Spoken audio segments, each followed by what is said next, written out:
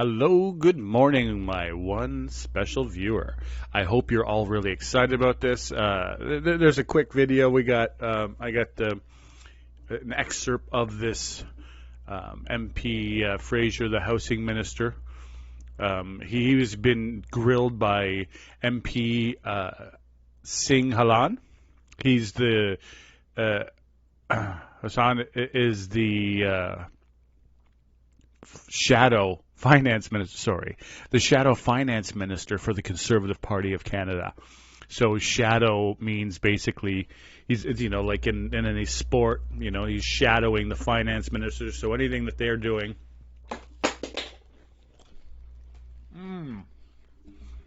He's falling.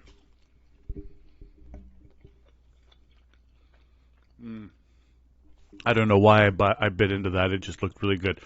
So he does a pretty good job. And there's like points of order. They're talking crosstalk. There was actually a show I used to watch quite often called Crosstalk, but since the RT is no longer available in Canada, so I don't watch it. I don't even think it's available on YouTube. I think RT may be banned from YouTube. It's no longer in my suggestion feed, so I don't search too far. But the minister gives a couple minute speech, and then we're going to go that. And then as soon as 2 o'clock hits, we'll go live direct to the House of Commons. It'll be statements by members, of course, at 2 to 2:30. And then there's a bunch of committees today. Hopefully I'll be able to get an opportunity to do some live feeding on them. I have some schooling to do today, so this is the only issue if I can't do two things at once because I'm an invalid. All right. Let's listen to the professionals. Officer and Senior Vice President, Policy, Nadine LeBlanc. Thank you for watching, all 13 of you. As well as the Chief Economist for CMHC. Any Bob suggestions Egan. on polls, just put them in the and comment. From the Office of Infrastructure of Canada, we have Deputy Minister Kelly Gillis. So welcome. So on that, Minister, you'll have an opportunity to make some opening remarks, and then we'll get into the members' questions. And how much time do I have for opening remarks, Mr. Chair? Look, I'll try to keep it tight to just a few minutes then. Merci tout le monde pour être ici. So thank you very much for inviting me here today. I'm pleased to talk about the challenges and opportunities regarding housing in Canada. Opportunity to be part of today about how we're going to build more homes. We are living through a housing crisis in Canada, and if we're going to get out of it, we need to build more homes, and we need to build them by the millions. When I look at the challenges that people are facing, it's impacting them in a very real and serious way. When I talk to students, they have a challenging time finding places that they can afford, and if they can find a place, it's often a lengthy commute away from their class or in an overcrowded situation. When I talk to young people who are thinking about their opportunities to start their career, they're worried about their opportunity to find a place to live in the city that may create that opportunity, or to potentially buy a place where they can raise their family at some point in time. I talk to seniors who want to age in place in the same community where their grandkids are being raised, which I don't think is too much to ask, but find themselves without an option to downsize into a place that they can actually.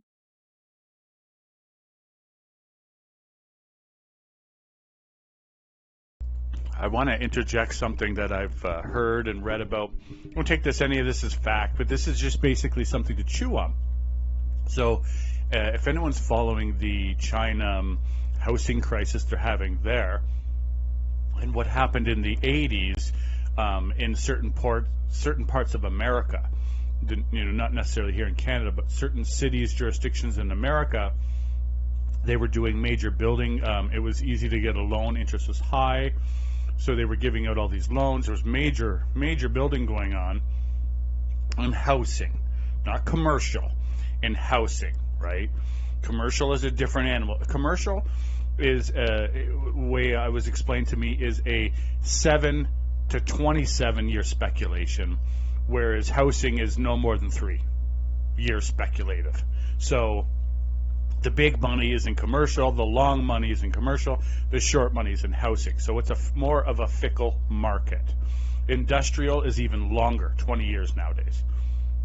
So the fear is what I was told from some. This is an an educated person, and someone mentioned this. Policy people, it's not necessarily happening. Is that they're going to overbuild like they did in China, and then tank the market. Excuse me. And then it'll tank the market because they overbuild. All these people that are builders, they're no longer building all the materials, and it comes to a halt. And that was what someone said to me, that there's a fear of that happening here. I don't believe that's a problem, because North America, since the 70s, 60s, really in Canada, end of the 60s, early 70s, we stopped building large infrastructure projects, the large, huge ones. And Canada being such a large country, we need those large infrastructure projects, and they take decades to build. They take huge amount of manpower, and they take the most skilled manpower. So they take all of the good players at other jobs, at the commercial and other lower size jobs, thus making those other jobs take longer, because they've taken all the best skilled workers. This is just, it falls. So I believe first we have to tackle housing. So once we get builders, all these people into the housing construction, which is the first tier of construction, the commercial needs to be pumped up. After that, we'll probably not have enough stores and everything before the housing. And those workers, by training, will do their housing, stick and batten, they call housing. It's this type of construction. And then commercial construction is more in depth. You need more education. There's more learning curve. And then after that, there's the infrastructure industrial, so mines, ports, airports, these huge things. So basically, if we start now building a huge workforce, and we have to grease the wheel with money, I believe that we will never, we won't have until we're done building our ports and all that stuff. And by that time, they'll probably have another cycle. So this worry of building too fast, I believe, and having this China type crash, I think is not possible here in Canada. But this is just totally my opinion, and from what I've gathered from around. Leave yours on the side, and let's listen to the professionals. Afford. And I think constantly about the impact on communities that miss out on the opportunity for people to contribute to their dynamism, to their economy, by contributing their talents, should they be able to find a place they can afford. The place that we are today is a result of a confluence of different factors. Some of them have been decades in the making. Some of them have arrived more recently. I think about decisions taken by different governments of different political affiliation over the course of 30 years to not invest in affordable housing. I think about more recently the pattern that we've seen when interest rates were extremely low during the pandemic, where people bought up properties and are suddenly facing a higher interest rate environment that's not just putting pressure on the people who bought those homes, but has crowded others out of the market. Despite the enormity of the challenges that we're facing, I do believe that we can solve this challenge. We as a society, the federal government can't do it on its own, but we need to play a leadership role. The way that I think we can do that is putting measures in place that are going to help build more homes, that are going to support Canadians in need, and make it easier to rent or buy a home. When it comes to building more homes, we need to make the math work for builders. We have seen an increase in the cost of material, labor, supplies, land, and of course interest in recent years that have caused a lot of projects that were marginal before to not be possible to move forward with because the economic case has fallen apart. We have obviously removed the GST from new apartments. We've put low-cost financing on the table through the Apartment Construction Loan Program. We've recapitalized the Canada Mortgage Bond Program to put more cheap money on the market. But it's not enough for us just to address the cost of building. We also have to address some of the systemic challenges around how communities actually allow homes to get built. We need to squeeze more productivity when it comes to housing policy out of the infrastructure investments that we are making. We obviously have been rolling out deals with, I believe, 36 now communities across the country through the Housing Accelerator Fund to put federal money on the table, not necessarily to directly construct the homes, but to change the rules on how homes are built that will have a positive impact in perpetuity around zoning practices and permitting processes in particular. We also need to adopt an industrial strategy around home building with a focus on training opportunities for Canadian workers, immigration streams that bring talent to Canada where it doesn't exist today. And we need to incentivize innovation in home building, particularly to get more homes built in factories across the country. When we put together this plan that will help build more homes, we can't ignore the fact that there are vulnerable people who need particular kinds of homes to be built. This is where investments in affordable housing come into play. The Affordable Housing Fund, which was recently recapitalized with an additional $1 billion in the fall economic statement, is designed to help with the capital cost of putting up those kinds of homes for people who have intense need. In addition, we've rolled out programs to support communities that are dealing with homelessness challenges, and despite the fact that we have made serious investments, I'll be the first to acknowledge we have a long way to go given the extraordinary nature of the challenges that communities are dealing with today. In addition, we've got other programs that have supported people directly, for example, the Canada Housing Benefit. But we can't ignore the fact that there are people who come from different demographic communities that are disproportionately impacted. I think in particular of Indigenous peoples across Canada that will benefit from upcoming federal investments in housing that have for too long been ignored and not benefited from the same level of investment that other Canadians benefit from when it comes to housing policy. Finally, we need to make sure that young Canadians in particular have a place that they can rent or buy. We've created the First Home Savings Account, which I'm pleased to share has now seen more than 500,000 young Canadians sign up for a tax-free savings account towards the down payment of their first home. There's a suite of other measures that we are looking at or have implemented to help reduce pressure on rental markets, but given the fact that I'm pretty sure I am exhausting my 5 minutes, Mr. Chair, I'll cut my opening remarks off there and gladly take what questions committee members may have. Thanks, Minister. Right on time, and so we are going to jump into our questions in our first round. I have a really important question to me. Is receiving cans of tuna from a mafioso type person the same as receiving a dead fish? I think the tuna that was given to me was outstanding, and I thank the person, unless it was not given to me in the spirit of evil. But it's great tuna. Thank you for the mail. Let's listen to this. And, each party has 6 minutes to ask questions. We are starting with MP Holland, please. Thank you, Chair. 2 years ago, Minister, you were the Minister of Immigration, and at that time, your department gave your government a very dire warning that at that time said that housing starts had not kept up with the pace of rapid population growth. In other words, it would make housing more expensive because it would fuel demand. There was a housing crisis then. It's even worse now. Who made the decision to ignore that warning? Was it you, or were you told to ignore that decision, that warning?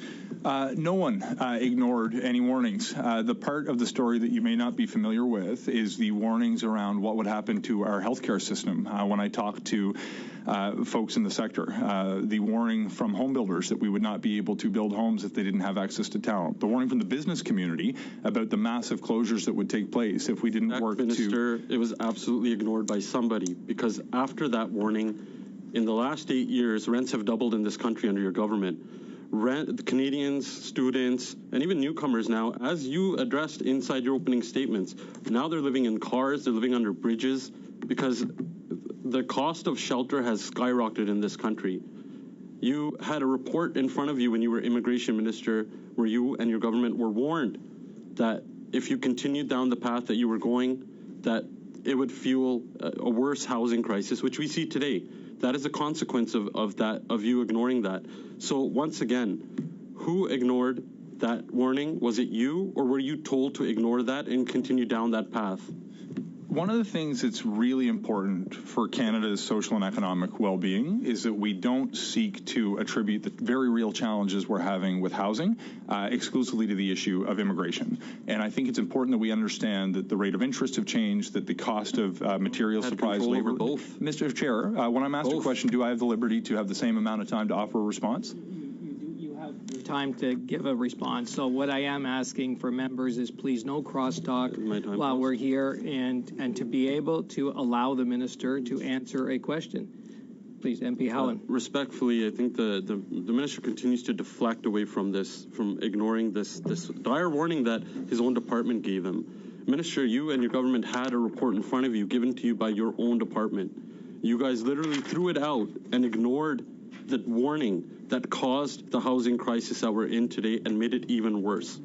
So tell us, what did you do? What was the immediate action you took when that department told you that your current plans were going to lead to a worse housing crisis? Mr. Chair, this is the first time I've heard the Conservative Party openly suggest that the cause of the housing crisis is immigration. Excuse me, that's false. That's Point of order. absolutely false. Mr. Chair. Point of order. That's a Point of order. Point of order. Mr. Holland continues to interrupt. He's done this with prior ministers. He's doing it with this minister. I would just ask you, Chair, and I'd ask Mr. Holland to please allow the minister to answer the question. An absolute MP false. Holland, MP Holland, MP Holland, It's my MP time, Holland. Chair.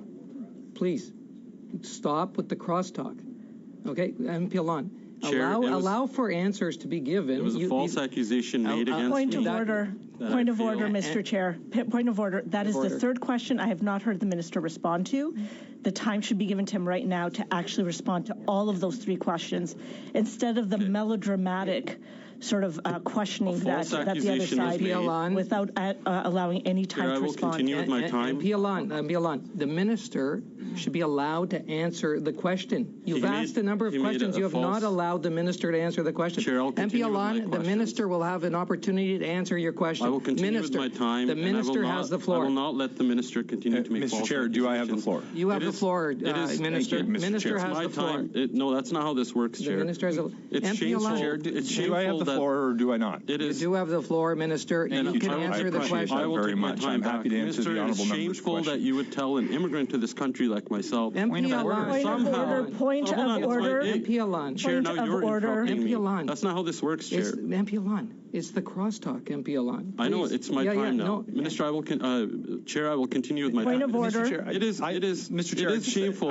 I'm curious if I have the floor or I do not. I believe you are in charge of the procedure. At the yeah. meeting. Isn't this awesome? I love this. MP Holland did this perfect. And they're like, he's like, come on, stop the cross talk. He's like, I know. I have the floor. As he just cut off. He cut off free. I think he cut off like everybody. It was hilarious. He did it. Yeah, I know. It's mine. Okay. Do I have the floor or do I not? It You is. do have the floor, Minister. You can answer the question. I will very take my much. time I'm back. happy to answer Minister, the honourable it's member's shameful question. that you would tell an immigrant to this country like myself. MP Holland. Point of Somehow- order. Point Hold on, of it's my- order. MP Holland. Chair, Point now of you're order. interrupting me. MP Holland. That's not how this works, Chair. It's MP Holland. It's the crosstalk, MP Holland. I know Please. it's my Yeah, time yeah, now. no. Minister, Chair, I will continue with my Point time. of order. Mr. Chair, It is.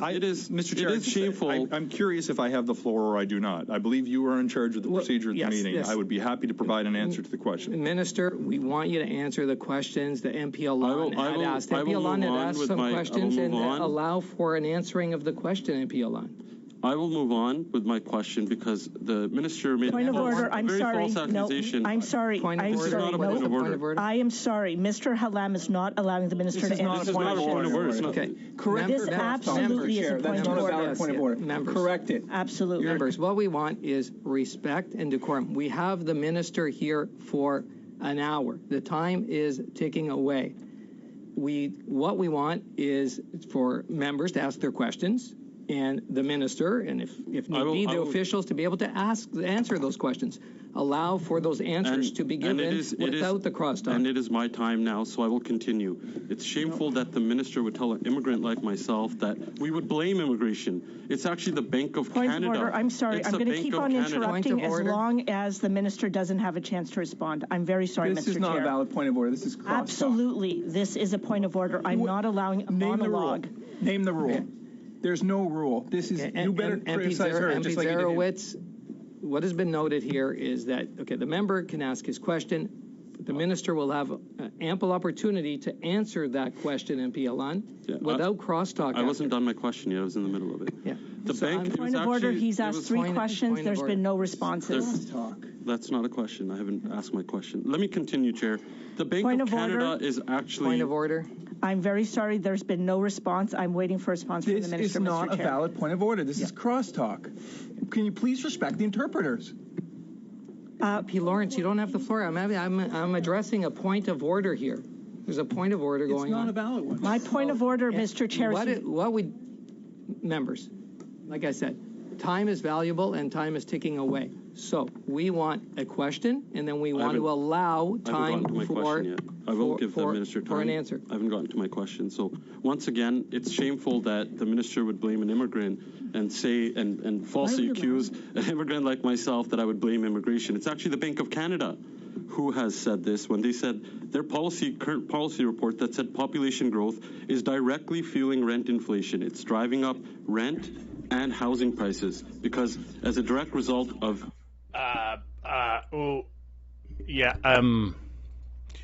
the one thing is the unfortunate thing is we're not replacing our people. We're actually if we don't have immigration in Canada, we're actually going to be declining. So whoever has a business will have less people to sell. So if you sell toilets, you'll have less assholes to sell your toilets to, and less people buy more toilets, but we have less money per person. So Canada's actually in a position where we either got to make people breed more in nice ways, I guess, or we need to bring in immigration. There's no other way around it, unless everyone's okay with having less for the next generation. But that's not going to be that. No one will accept that, unless there's a third option that I'm unaware of. But immigration is the only way, in my opinion. The only problem I'm having with the immigration is that the Liberals didn't, knowing that we need to bring in these more immigrants, they didn't compensate for the more that are coming in. And they should have been, for the last 8 years, been like more on the housing, in my opinion. They should have been pushing ease of housing and cheaper housing methods 8 years ago, because then we wouldn't be in this problem right now. And then now it's pitting people who we need to come into with people that are already here. It'll be solved, but not like this. Let's enjoy this chaos. You and your government ignoring the report by your own department. Canadians are spending over 60% of their income on shelter costs now, and RBC even says that Canada is a nation of renters because people can't afford homes. So tell us, what was the immediate reaction when you got that report? Or did you just throw it away? Or are you covering up for somebody? Mr. Chair, how much time do I have to answer this question? You have time to answer the question, Minister. Thank you. First of all, for the sake of clarity, Mr. Howland was my critic while I was the immigration minister, and I know him to be someone who supports immigration. When I was referring during my preamble to the blaming immigration as a cause of the housing crisis, it was a reflection of the words that he used in the question, not his personal view of whether immigration is good. Mr. Chair, do I have the floor? This is I'm happy to sit here and have people talk back and forth. I'd rather talk about solutions to the housing crisis. With respect to the issue of immigration, when it comes to our permanent residency programs, I remain confident that we can continue to have high levels of immigration, but we need to build the houses to accommodate a growing population. We have challenges with our temporary programs in immigration that are not set by the government in terms of the number of people who come. They're driven by the demand that employers use for the temporary foreign worker program, or that institutions use when it comes to the international student program. We are implementing reforms now, and started, frankly, when I was immigration minister. Minister, I only have a limited amount of time. Mr. Chair, the member continues to talk over the answer. May I continue? You did raise. You did raise. Well, Minister's trying to answer your question. He did not touch on. Well, it's because I'm continually interrupted. I'm going to continue with my answer, Mr. Chair. If you think I should stop, I will stop. When it comes to our temporary programs, just finish up the answer, and then we'll get to MP Holland's next. When it comes to our temporary programs, there are challenges. Point of order. Yeah. We need to be very considerate of the interpreter's health. Please stop the crosstalk. Mr. Chair, can I wrap up in 10 seconds?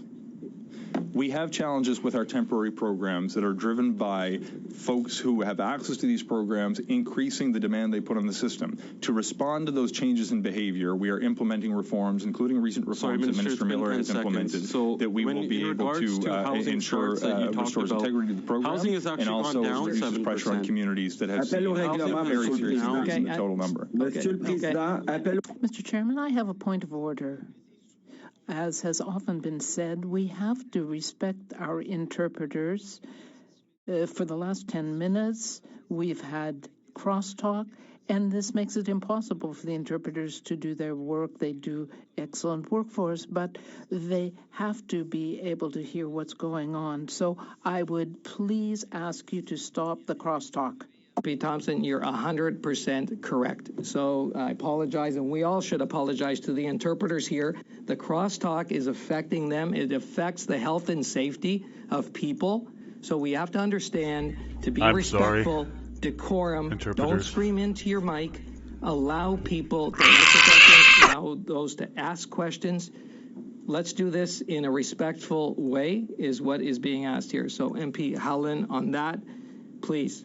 Minister, according to CIBC, they gave a grave warning that Canada needs an additional 5 million new homes units by 2030, on top of the ones that are already projected. That's about 1.5 million more additional homes than the CMHC even projected.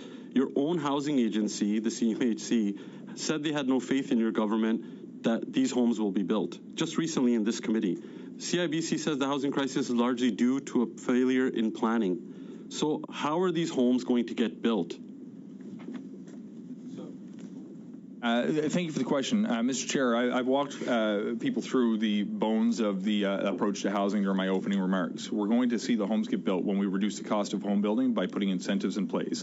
We're going to see more homes get built when we change the way that communities build homes by incentivizing them to reduce red tape and to speed up permitting process. It's been 8 years. Mr. Chair, I want to be respectful of my colleagues. MP Holland, your time is already up, well beyond, actually. So, Minister, finish up your remarks, and then we will move on to the next MP questioner. Long story short, we can reduce the cost of building by putting incentives on the table. We can change the way cities build homes by putting federal money on the table to change zoning and permitting processes, and we can build an industrial strategy in collaboration with cities, the private sector, nonprofits, and provincial governments. When I actually look at the comparison between the plan that we're putting forward and that Mr. Howland's party is putting forward, it's clear and very obvious the measures that they are putting forward would actually lead to a fewer number of homes to be built than we are already on track to, and we simply can't let that happen. Thank you, Minister and MP Howland. And now we're moving to our next MP. MP Baker, please. Thanks very much, Chair, and thank you, Minister, for being here at the Finance Committee.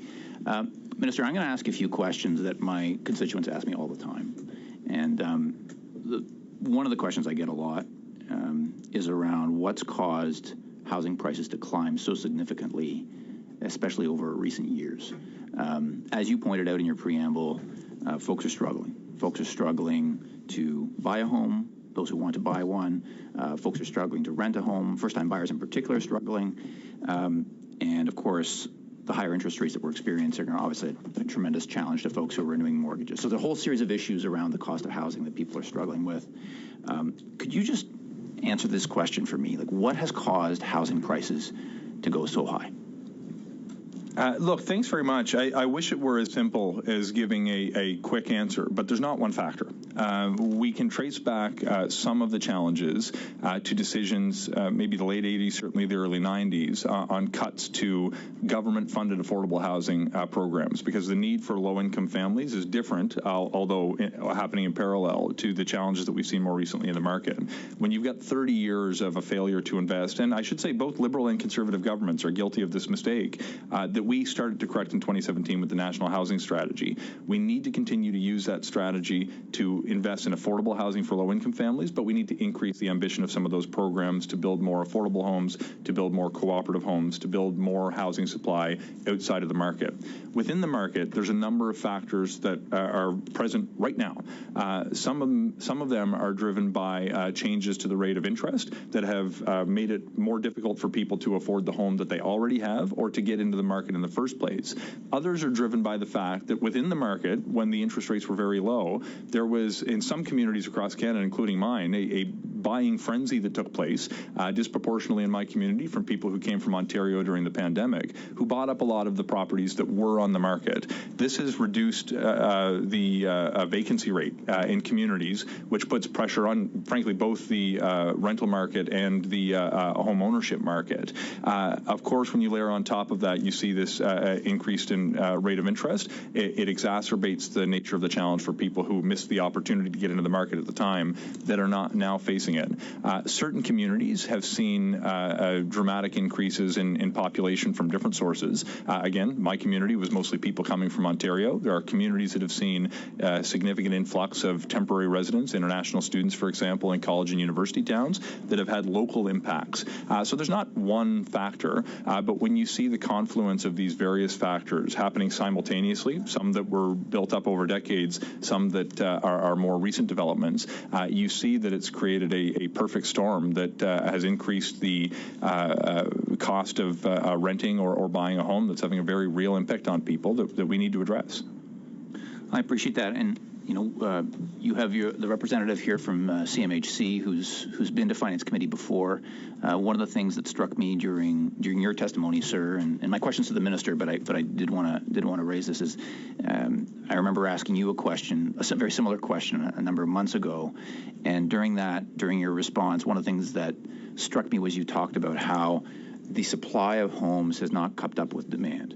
In other words, the number of new homes we build has not kept up with the number of new people seeking homes in Canada. Minister, do you agree with that that's been a major factor and that started a number of years ago? Yeah, that's a part. It's not the only factor, but it is a part of it. And if we're going to get out of the housing crisis, we need to build at a much, much faster pace. Forget for the moment that there will continue to be people from around the world that want to come to Canada. Even to meet the need that we have now, we'll need to build at a much faster pace. So absolutely, we need to be looking at the population growth we're experiencing and building more homes to accommodate the growth that is powering our communities, powering our economy forward.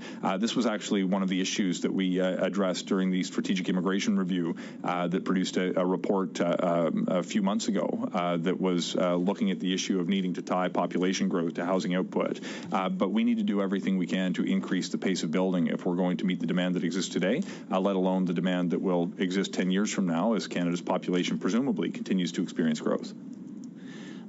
Another question that my constituents ask me, Minister, is when are housing prices going to stabilize and when are they going to come down? So that's the question. When I speak with my constituents, they ask me this all the time. And frankly, what I say to them is I'll talk with Minister Fraser about it and ask him what he thinks. So could you, for the sake of my constituents, could you share with your perspective on when are housing prices going to stabilize and when are they going to come down? Yeah, look, if I had a crystal ball, I would perhaps be better positioned to answer the question. The answer is not the identical in different communities. The housing markets are, though interconnected, are local in nature, and the impact in the housing market in rural Nova Scotia, where I live, may be different than in the GTA where you live. But when we actually build enough homes to meet the demand and have a better vacancy rate than we have today, we'll get to a point where if you lose your apartment for some reason, you will be able to find another one at the same price you were renting at before. When we actually build out the homes to meet the demand in the buyer's market, you'll be, I expect, to see a clear reflection of the cost of building a home built into the price rather than sellers maximizing what they can get because there's so much competition in the market. All of this is in a context that's impacted by factors outside of the federal government's control as well. For example, the interest rate decisions that the Bank of Canada will make independent. My sense is that we can continue to see progress over the next number of years, and things already, if you look at the rate of inflation that's impacting people, has come down over the past couple of years. And I expect as we go forward, not just on a month-to-month basis, but a year-to-year basis, things will progressively get better as we continue to see more homes being built over time. So I don't have a magic date on the calendar that I can circle when suddenly all things will be fixed, but my sense is we can rapidly make progress and have things get progressively better routinely in the years ahead. Thank you, and thank you, MP Baker. And now to MP Saint-Marie, please. Merci, Monsieur. Thank you, Mr. Chairman, and good afternoon to the Minister and the other witnesses. But first of all, my question is for Mr. Dugan at CMHC. You came before the committee on September 28th, 2023, and you made a commitment to give us written answers to certain questions, but we are still waiting for those through the clerk of the committee. For example, we asked you for a breakdown of CMHC programs by provinces and the costs, but we're still waiting for that. Another question that we had asked for you for a response for was housing project under CMHC in Joliette, where permission was sought for a building that would be half occupied by people with disabilities, and we haven't had information on that. Part of the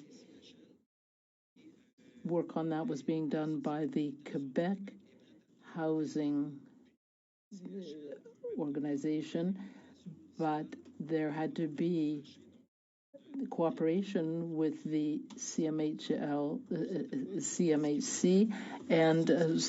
but there was a need for investment from the CMHC so that they could be sold at a lower price. So we want to know what is happening with that. We are still waiting for the federal response, but I wrote to the CMHC 5 months ago and to the minister, but still nothing is happening. The Quebec Housing Agency still can't move forward with this, and it has also sought information. There's also the question of your study on the housing short of 3.5 million units. We finally got information that indicated that we would get an answer on progress on that in the first quarter of this year. But I would like you to answer on this before I get to the minister. According to Bloomberg, the RBC has said that 5 million units was the number that we were short rather than 3.5 million, because there's a lot of temporary demand by temporary workers. Mr. Dugan was the only witness who promised written answers but has not provided them. Mr. Chair, through you, we certainly take very seriously any questions that are asked by the committee, and we certainly commit to providing the responses very quickly to the members here of the committee.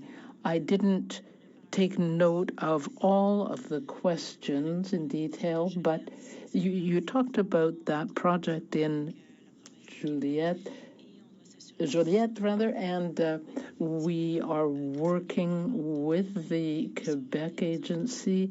There are parameters and expectations. We have to look at the authorities that we have. We've got that analysis underway right now. Thank you for that answer. For over 5 months now, we've been calling on the CMHC, and that's where the blockage is. I just have a short time now to ask some questions of Mr. Fraser, the minister.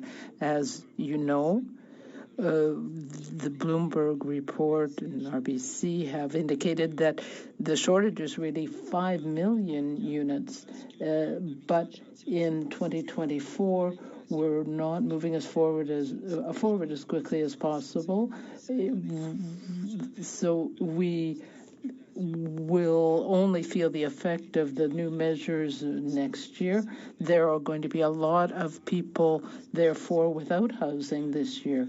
Is it true that the government is going to cut 3% from the budget of homelessness organizations this year in the upcoming budget? Thank you, Mr. Sainte-Marie, for your questions. The strategy, the housing strategy for Canada is very important. Shortage, whether it's 3.5 billion or 5 million, we still need to implement all of the measures that we're dealing with, and we still need to support communities that are taking place. I'm not going to project on what decisions Minister Freeland may make in the budget. Suffice it to say, we continue to support community organizations that are helping folks who do not have a place to live. Just in advance of the holidays, we topped up the Reaching Home program, for example, with an additional $100 million so they could address acute needs in advance of cold weather setting in. We're going to continue to work with communities parties, both at a municipal level and with service provider organizations, to identify how we can best leverage federal supports, but I'm not in a position to project on what budget decisions may be taken in advance of the upcoming federal budget. Merci, Monsieur le Président. S'il reste du temps, je vais laisser. Thank you, Mr. Chairman. If I have any time left, I will allow my colleague to speak. Other parties did go well over time, so I was going to allow you for one really quick question, but we'll build that into our next round. So we've got MP Blakey up now. Thank you very much, Mr. Chair, and welcome back to the committee, Mr. Minister. Around your neck of the woods, I think there's over 7,500 people who are waiting for affordable housing, and the wait list is about 2 years. And despite an election commitment to put an end to the practice of rent evictions, where landlords improve the property, sometimes just superficially, jack up the rents, and then evict tenants, we know that that's still going on in areas like Dartmouth and Halifax. One of the ways to push back against that would be to empower community organizations with experience in delivering housing to be able to acquire buildings instead of having them sold to the types of landlords that engage in rent eviction. I didn't hear anything about a nonprofit acquisition fund in your opening comments. I'd like to know if that's something that your government is seriously considering in this budget cycle. Look, thanks for the question. And sincerely, this is not the first time we've discussed this, and I believe honestly that you care about this issue for all the right reasons, as do I. A potential acquisition fund is one of the strategies we could use to grow non-market supply to help protect in perpetuity housing for low-income families. We did see with the Housing Accelerator Fund agreement we signed with the City of Toronto, they're using a portion of their funds to go to the MURA program, which more or less is designed to achieve the ends that you've talked about. That was our first recent foray into this space. We're not at a place to roll out what policies may look like, but we're considering the different aspects of an affordable housing strategy that will help grow that non-market supply. We will have to take decisions in the months ahead as to what the specific measures will include, but I'm not in a position today to announce that we will be moving forward with such a fund, but it remains one of the items that we're considering. We just want to make sure we're getting the greatest return on investment for every public dollar we spend to help address the needs of low-income families who have inadequate housing today. I'm sure you've heard the number that Canada's losing 15 units of affordable housing for every one that we're building at the moment. I mean, how would you characterize the sense of urgency with which government should be acting in order to shore up Canada's existing affordable housing supply? Look, I think you're using the right language. This is for people who don't have a place to go and security of tenure at the place they go to sleep every night. It is an emergency. There is no opportunity that we have to waste time. We have to work with the sector that can actually implement the programs. We have to come up with the policies that will be able to roll those programs out quickly, and we have to work with other levels of government to make sure that we're leveraging every dollar we spend to maximize the productivity. So to the extent you're asking me whether this is urgent and demands immediate action, yes, of course, but let's not pretend that there have been no measures put in place to date. I think you'll have noticed a significant uptick in the rate of policy change over the past few months, but this isn't something that just started a few months ago. I agree with presumably your perspective that we need to do more and to do it faster, and that's what I spend most of my days trying to accomplish. I think there's a lot of folks who took it as a bad sign in the fall economic statement that the recapitalization of the co-investment fund and the new version of the rental construction financing initiative, which you referred to, the ACLP, in your opening remarks, that money isn't coming for another 2 years. And so I wonder how you can square backloading that money, given that we need to not only continue what spending has happened under the National Housing Strategy, but we actually need to ramp that up. How you can square backloading money in those budgetary tables with the sense of urgency that you've described at the table here today. Yeah, this is an important question, and we should point out that in addition to the measures you mentioned in the fall economic statement, that document did also include an additional $300 million in grant money for cooperative housing that will be rolled out this year. The programs that you pointed to, though, they're already operating. Those are programs, both of which have some money in them right now. So though the money that was included in the fall economic statement we anticipate that will be spent a couple of years from now. That's not to say there will be nothing spent between now and then. We're going to continue to work to figure out how we can leverage the money that we have in these programs to build when we have good projects that are ready to go. Do we need to continue to try to increase the output? Absolutely we do, but I don't want to signal that a 2-year delay in those specific top-ups flowing means that the funds that they were topping up don't have capitalization today that's actually going to projects, because there are agreements we are signing with money that's available today, and we're going to continue to do that. I mean, certainly from our perspective in the NDP, we would say making that money available sooner increases the possibility of having more projects proceed quicker. If the projects aren't ready to go and you have to sit on the money, then at least there's a good reason. But deciding in advance that that money won't flow for 2 years means that even if there are eligible projects, they won't be able to move forward. And we're certainly hearing from community partners that those funds are oversubscribed, that there's already more demand for what's in the pot. And so we would certainly like to see that moved up. I do want to confirm while I have you at the table that for the ACLP, the government's definition of affordable, when it's building affordable units under that program, will be 80% of market value, as opposed to some of the other measures that were used early on in the life of the rental construction financing initiative. Yeah, and I think this is important to understand the purpose behind different programs. So the Affordable Housing Fund, that's designed for housing for low-income families to be kept at a price that low-income families can afford.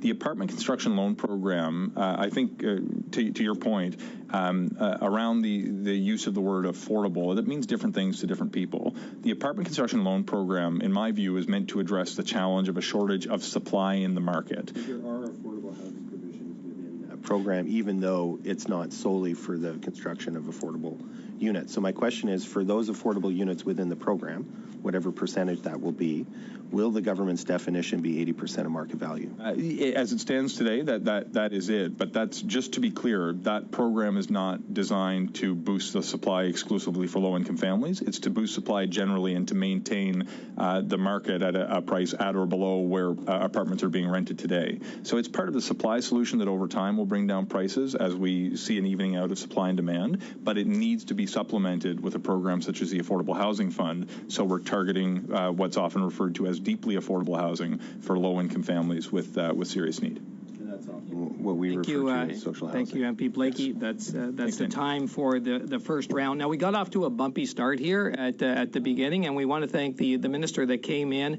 and accommodated, because we started also late our meetings today. We have about 20 minutes or so, 22 minutes. We don't have time for a full round. We have divided the time amongst parties equally in the past. I'm looking at members, but we got about 20 minutes. Are members good with it? No. Okay, but that's what we've done. That's what we've always done on this committee.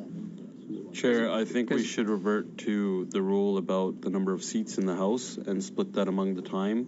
So that would mean 5 minutes for us, 5 minutes for the Liberals, 2.5 minutes for the other two parties, and then 2.5 minutes for Conservatives and then Liberals. Thank you for that, MP Howland. We would do that if we had the time, which we would have had if we didn't have some interruptions at the beginning of this session, this panel. But right now, I'm going to suspend for a second. I'm going to confer with the clerk.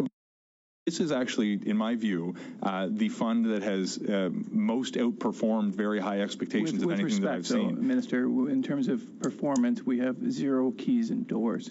And your government was warned, and Mr. Dugan told us in testimony in September, in 2018, we have 0 houses and doors because of the Accelerator Fund. Isn't that true? Look, I completely disagree with your characterization. And for what it's worth, there are hundreds of thousands of homes that are built or renovated as a result of programs that have been in place since then. But with respect to the Housing Accelerator Fund, this is proving its merit. There are deals with 36 cities who have already changed the ways that they allow homes to get built. We've witnessed in the past 6 months the largest upzoning in Canadian history in cities right across the country. And next week, we're going to start working with small towns and rural communities. So this has been a very big success. Thank you, Minister, but that's cold comfort at best to Canadians who are continuing to live in tents. And we want to help them too. 2 million going to food banks, and a whole generation that's given up on housing because of your government. Will any bonuses be paid? Will any bonuses be paid out? Have you signed off on any bonuses for 2023 for any government officials in charge of housing? I think, given the status that an entire generation has given up on home ownership, that rent evictions are up, that rental costs are doubled, and mortgages are doubled, I would say strongly that most Canadians don't believe they deserve a bonus. So I don't personally assign bonuses to public servants, and frankly, my time is far better spent on advancing measures that are going to get more homes built and to help people in need. The compensation of public service is done independently of my ministerial office. So officials will receive bonuses for the housing hell that your government has started. That's fine. That's not the answer that I gave. My apologies for the crosstalk, Mr. Chair. The gap, CMHC has said that the housing gap between now and 2030, the number that's been used has been 3.5 million. The CIBC came out 2 days ago and said the gap is actually 5 million homes. Would you care to comment on that, Minister? Yeah, we need to build a lot of homes. I think my opening statement, though I didn't have it written down, was that we need to build homes and build them by the millions. The scale of the challenge is not lost on me. Despite the enormity of that challenge, I believe we can solve the housing crisis. Minister, sorry. So MP Lawrence and Minister, if you conclude, and then we'll go to now MP Zerowitz, please, for 5 minutes. Thanks so much, Mr. Chair, and I want to say thank you to you, Minister Fraser, and to the housing officials for being here today. Housing affordability, affordable housing, co-op housing, deeply affordable housing, rental housing. These are all top of mind for my residents, for the residents of my riding of Davenport. Last Friday, I was actually with Deputy Prime Minister Freeland as well as the Mayor of Toronto, and they were making a huge announcement around asylum seekers. And the Deputy Prime Minister, she mentioned that since 2015, the federal government provided a historic amount of funding for the City of Toronto, $5.79 billion, she mentioned. She also indicated that we have, at the federal level, committed $6 billion for housing to support the people of Toronto. And I was really pleased that the mayor agreed by saying that the federal government had delivered for the City of Toronto. So my question to you, Minister Fraser, is can you talk in a little bit more detail about what funding we've actually provided to the City of Toronto around housing, because I know Davenport residents want to know. Certainly, and I don't have an exhaustive summary in front of me today, but perhaps offline we can share some of the details. But just to draw into focus the scale of what we're doing in Toronto, keep in mind, in addition to housing, there's enormous infrastructure investments that have been made to support the water and wastewater capacity that allows us to build more homes, the transit systems that are actually going to allow people to access the opportunities that exist within the city, in addition to the direct support for housing.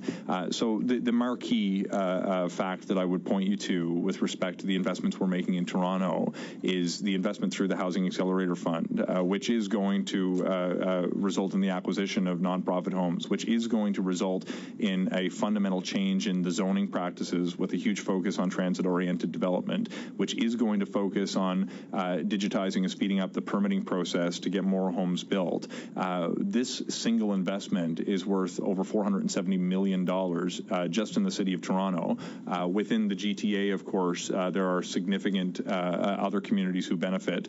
I think about just across Southern Ontario, Kitchener, Guelph, Waterloo, Richmond Hill. There's a number of other communities who've benefited. But in addition to the Housing Accelerator Fund, which is permanently changing the way Toronto will have homes built, we've had a series of direct investments in affordable housing projects through the Affordable Housing Fund. We've had an extraordinary number of investments made for purpose-built rentals through the Apartment Infrastructure Loan Program, which provides low-cost finance. Going to go live. Cut him off here. Going to go live to House of Commons. And just give you a sec. Basically, this carries on for a few more minutes, but it was really heated in the beginning. Zerowitz is she's actually fielding a couple questions in Toronto, her riding. And, okay. Oh, not that one.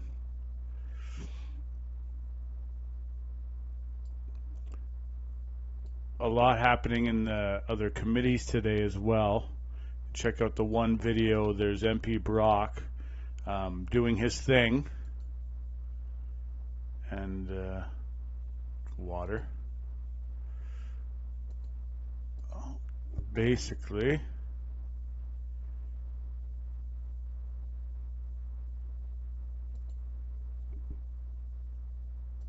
going there now. It's going to get some snow showers in Niagara Falls today.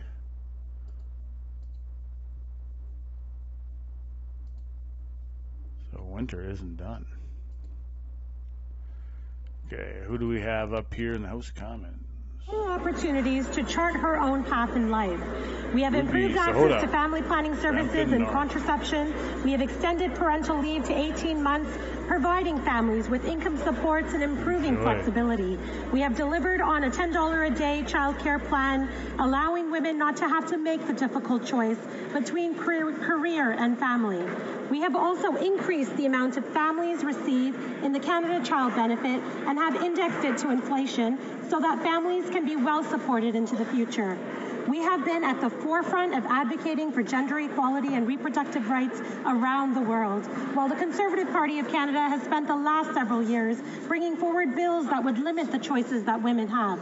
As we recognize this week, let's celebrate the progress that we've made, but let's be vigilant and remind each other not to let our guard down, because what's happening in the U.S. could happen here too.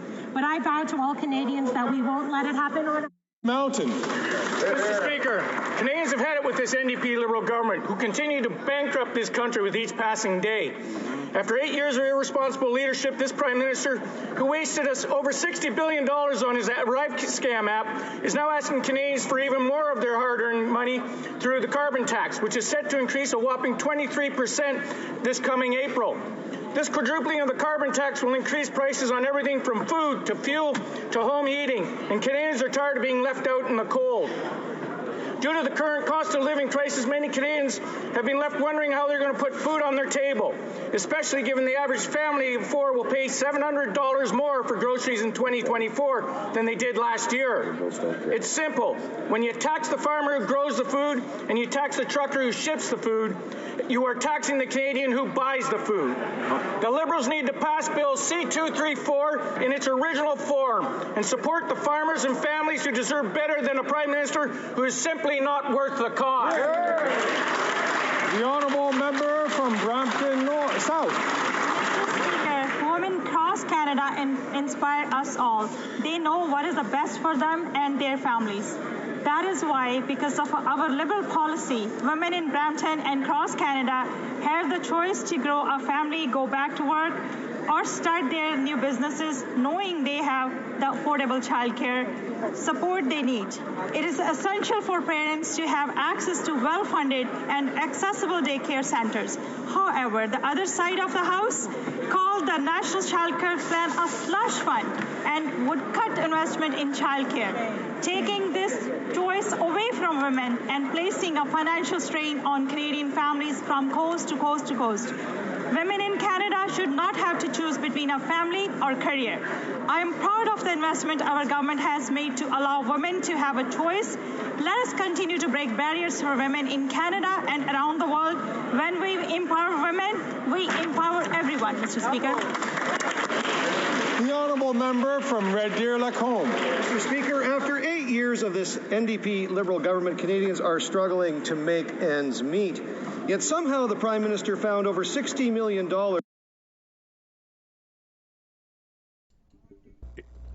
It does kind of sound like a country song. After 8 long years. After 8 long years. For his Arrive scam app. With inflation eating away at earnings and families having to cut back on gas, heat, and groceries, this Prime Minister wants to increase the carbon tax by another 23% on April 1st. It's all part of the Liberal NDP plan to quadruple the tax on the backs of hard-working Canadians. In my riding, the Lacombe Legion paid an extra $2,000 last year just for the carbon tax. Wow. This money, which should be used to improve the lives of veterans and honor the memory of our fallen, has instead been funneled to this government so they can pay off their friends at Arrive Scam. It's time to admit that this Prime Minister is just not worth the cost. Conservatives will axe the tax, build the homes, fix the budget, and stop the crime. The honourable member from Battle River Crowfoot. Mr. Speaker, yesterday the Auditor General released her report into the Arrive Scam scandal. This damning report shows that the Prime Minister is not worth the cost or the corruption. This app should have only cost $80,000, but ended up costing taxpayers $60 million. To make matters worse, $12 million of those dollars went to Liberal consultants that didn't even work on the app. In addition, this app sent more than 10,000 Canadians unjustifiably into quarantine. Arrive Scam reeks of corruption that goes straight to the top. But, Mr. Speaker, at Ethics Committee today, it was verified that even emails that were deleted to cover up corruption can be accessed with authorization. It's time for answers. That's why Conservatives are calling on the RCMP to expand their investigation into Arrive Scam so that those involved can face charges. The question is now, will the Prime Minister comply or is he implicated? The Honourable Member for Sherbrooke. This Sexual and Reproductive Health Awareness Week, I would like to make Canadians aware of the importance of seeing sexual health in the same light as other aspects of health. We must also continue to defend women's right to family and reproductive planning. As mothers, I can assure you that the arrival of a child remains the most beautiful miracle in the world, but we want every family to be able to choose the right moment to welcome what is most precious to them, their child. And we want every child to be welcomed into a family that is ready to cherish him or her. Healthy sexual and reproductive health also means educating our young people, raising awareness of sexually transmitted diseases, unwanted pregnancies, and the notion of consent is necessary if we are to enable them to be responsible and prudent. Finally, I'd like to thank the organizations that work to combat the stigma and discrimination that sometimes surrounds sexual and reproductive health and that provide support to those who need it. The Honourable Member from Cowichan, Malahat, Langford. Mr. Speaker, there are some incredible challenges facing Canadian farmers. Changing markets and price fluctuation in commodities, rising debt levels, climate change-driven extreme weather events. Despite these challenges, farmers in Canada continue to confront and overcome adversity while showcasing the innovative ways they're leading us into the 21st century with advances in food production. Farmers are certainly not fans of the Ottawa Knows Best approach. Instead, and as New Democrats, we want to partner with our farmers to help them build their resilience against climate change and confront the corporate greed that is driving up their input costs to unsustainable levels. To help our farmers, we need a government that is ready for action on a sustainable agriculture strategy, a critical input strategy, and a mandatory grocery code of conduct. Today is Canada's Agriculture Day. On behalf of the NDP caucus, I hope we can all take a moment to celebrate both the hardworking Canadian farmers who grow the food we love and the essential contributions of agriculture to our nation's prosperity and well-being. Hear, hear.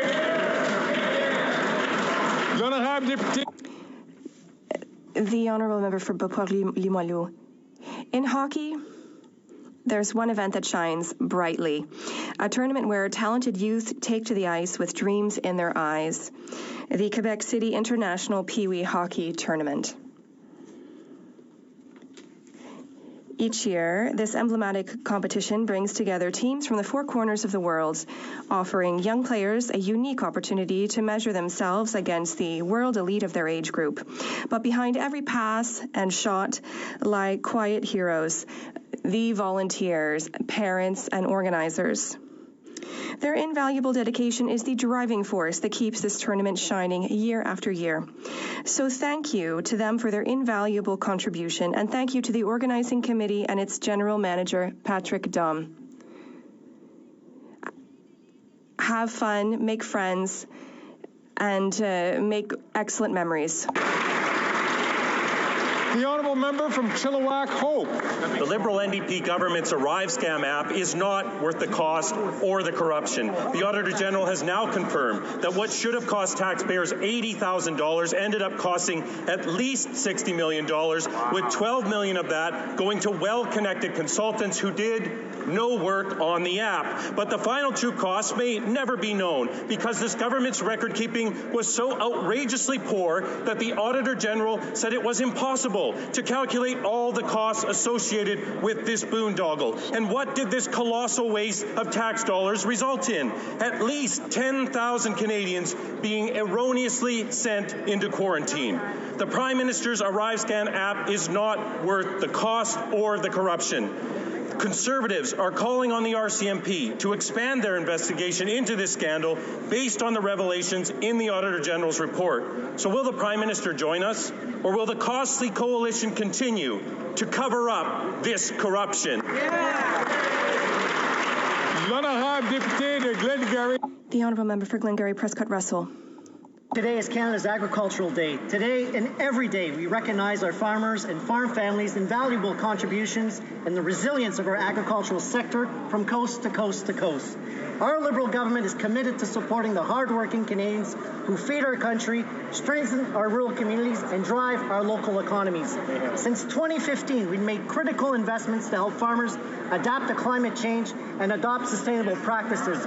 While Conservatives were cutting the agricultural budget, we increased it by 25%. Business risk management programs are more attractive and foster resilience and innovation in the face of environmental challenges. At the same time, agricultural exports have surged from $56 billion to over $92 billion, showcasing Canada's reputation as a trusted global supplier. Aujourd'hui, j'invite mes collègues. Today, I invite my colleagues to join me in celebrating the contributions of our farmers and their dedication to feeding our nation. From the potato farmer in PEI to the blueberry farmer in BC, thank you for all that you do. State oral questions, questions orales, l'honorable chef de l'opposition.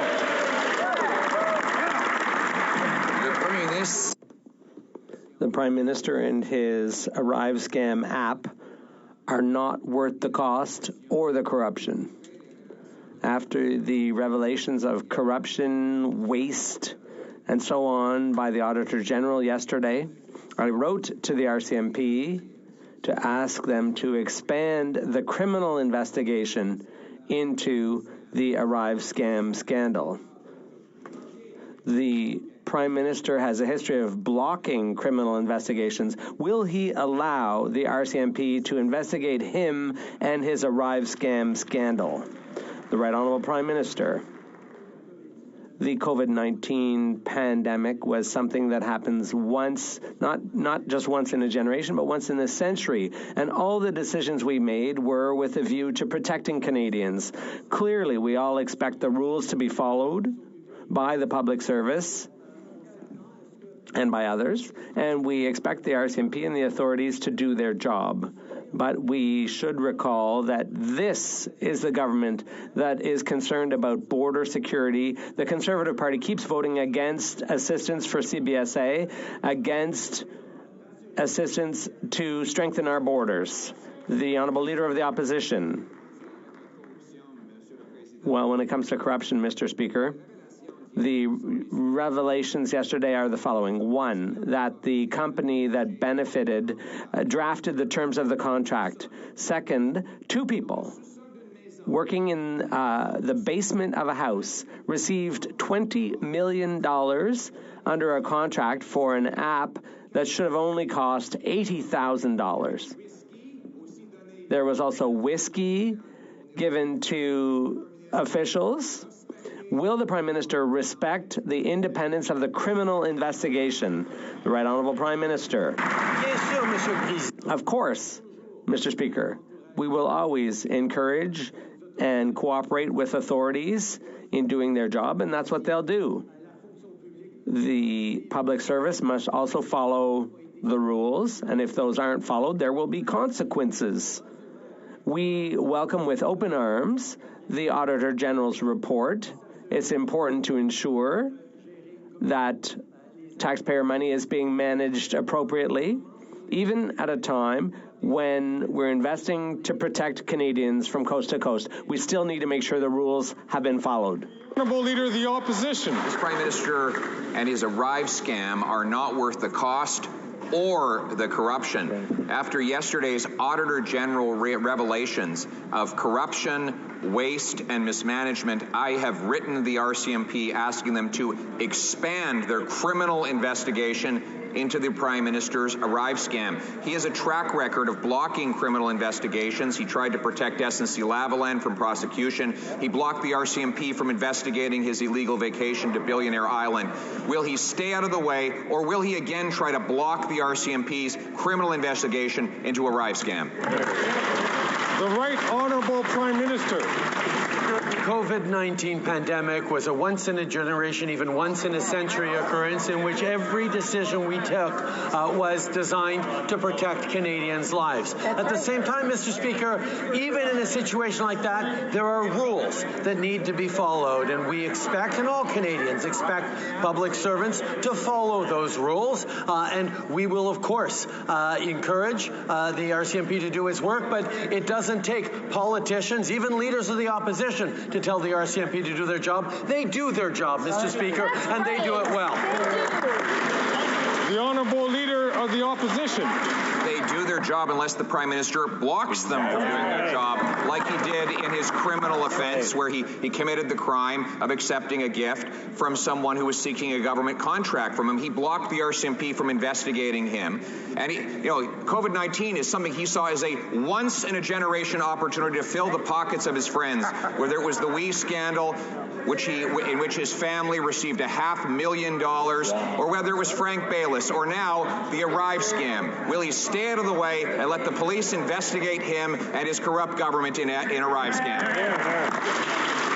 The Right Honourable Prime Minister.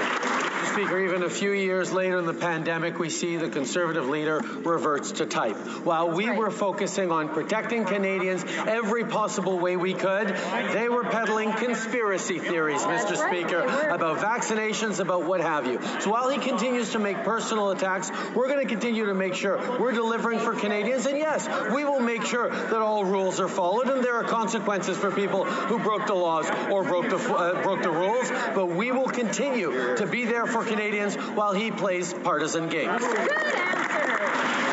The Honourable Leader of the Opposition. Proof that he's not worth the cost or the corruption. He's now calling the Auditor General a conspiracy theorist. Now that she's revealed that his Arrive scam went from $80,000 to at least $60 million and counting. That two insiders got $20 million working from their home basement from this Prime Minister, that top Liberal government officials accepted high-end whiskeys and dinners in exchange for contracts that they let the contractors write for themselves. Shameful. So once again, will he stay out of the way and let the police investigate his government, or will he try to block it again? The Right Honourable Prime Minister.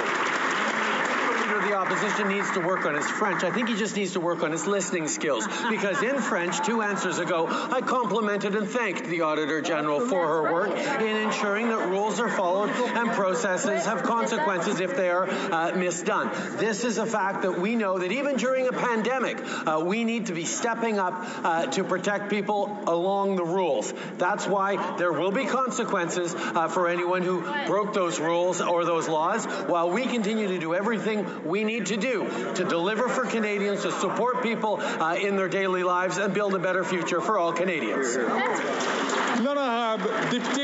Honourable Member for Belleuil-Chambly. My colleague from Montcalm made a proposal in connection with medical assistance in dying that would allow the final decision to be delayed when it comes to mental illness in general, while at the same time accommodating patients or future patients in terms of advance requests and in keeping with Quebec's desires. In that context, the accelerated passage of the motion that's currently before the House is possible. Would the Prime Minister vote in favor of the member of from Montcalm's amendment? Right Honourable Prime Minister. Mr. Speaker, we all know that medical assistance in dying, or MAID, is a difficult and very personal choice that individuals and families have to make in very difficult times in their lives. We know as a government and as a parliament that we are responsible for ensuring that vulnerable people are protected, but at the same time that people's choices and rights are respected should they choose to access MAID. We will continue the conversation, including with the Government of Quebec, to find the best path to follow for everyone. The Honourable Member for Belleuil-Chambly. Well, perhaps he should be talking to us. We're right here in this Parliament. This is an opportunity to avoid problems for him with the conservative right wing, the religious right wing, and perhaps even some people in his own caucus. This is an opportunity to show that here in this Parliament we can find common ground and respect choices that are difficult and personal, without it taking forever. This is not a time to do anything other than making the compassionate and humane decisions. The Right Honourable Prime Minister. I'd like to thank the Bloc Québécois for contributing to this debate in a compassionate and thoughtful way. This is the type of conversation we should keep having here in this Parliament. How can we best protect Canadians? How can we best respect everyone's choices and decisions? So we will continue to work on this. We'll continue to work with the provinces that are involved, and we will ensure that Canadians' well-being, all Canadians' well-being, is at the heart of whatever decisions we make in this very complex and difficult file. South. The Liberal-appointed housing advocate gave this government a failing grade today. She says homelessness encampments are a manifestation of how broken our housing and homeless system is. She describes it as life or death crisis. While this Prime Minister says he could have and should have done more to build housing, it shows how out of touch he is. So will the Prime Minister take this crisis seriously, follow the recommendations, and ensure people have a safe place to call home? Hear, hear, hear. The Right Honourable Prime Minister. Mr. Speaker, I very much welcome the interests and the efforts of the New Democratic Party to support us in everything that we're doing on delivering on housing. We recently signed housing accelerator agreements with Quebec, with Nunavut, with cities across the country to unlock over 500,000 new homes. We introduced a suite of new measures to unlock the construction of over 600,000 new apartments. We cracked down on short-term rentals to unlock up to 30,000 more apartments. We introduced a mortgage charter. We're continuing to step up on measures to counter homelessness, which is something that far too many Canadians are experiencing during these difficult times. We'll keep being there for people. The Honourable Member for Burnaby South. Heard the housing advocate gave a failing grade to their government. According to the Liberal-appointed housing advocate, homeless encampments are a manifestation of how broken our housing and homelessness system is. She calls it a life and death crisis. Meanwhile, all the Prime Minister has to say is that he woulda, coulda, shoulda done more. Will the Prime Minister give his head a shake and stop listening to nothing but the advice of corporate landlords and help renters in this country? The Right Honourable Prime Minister.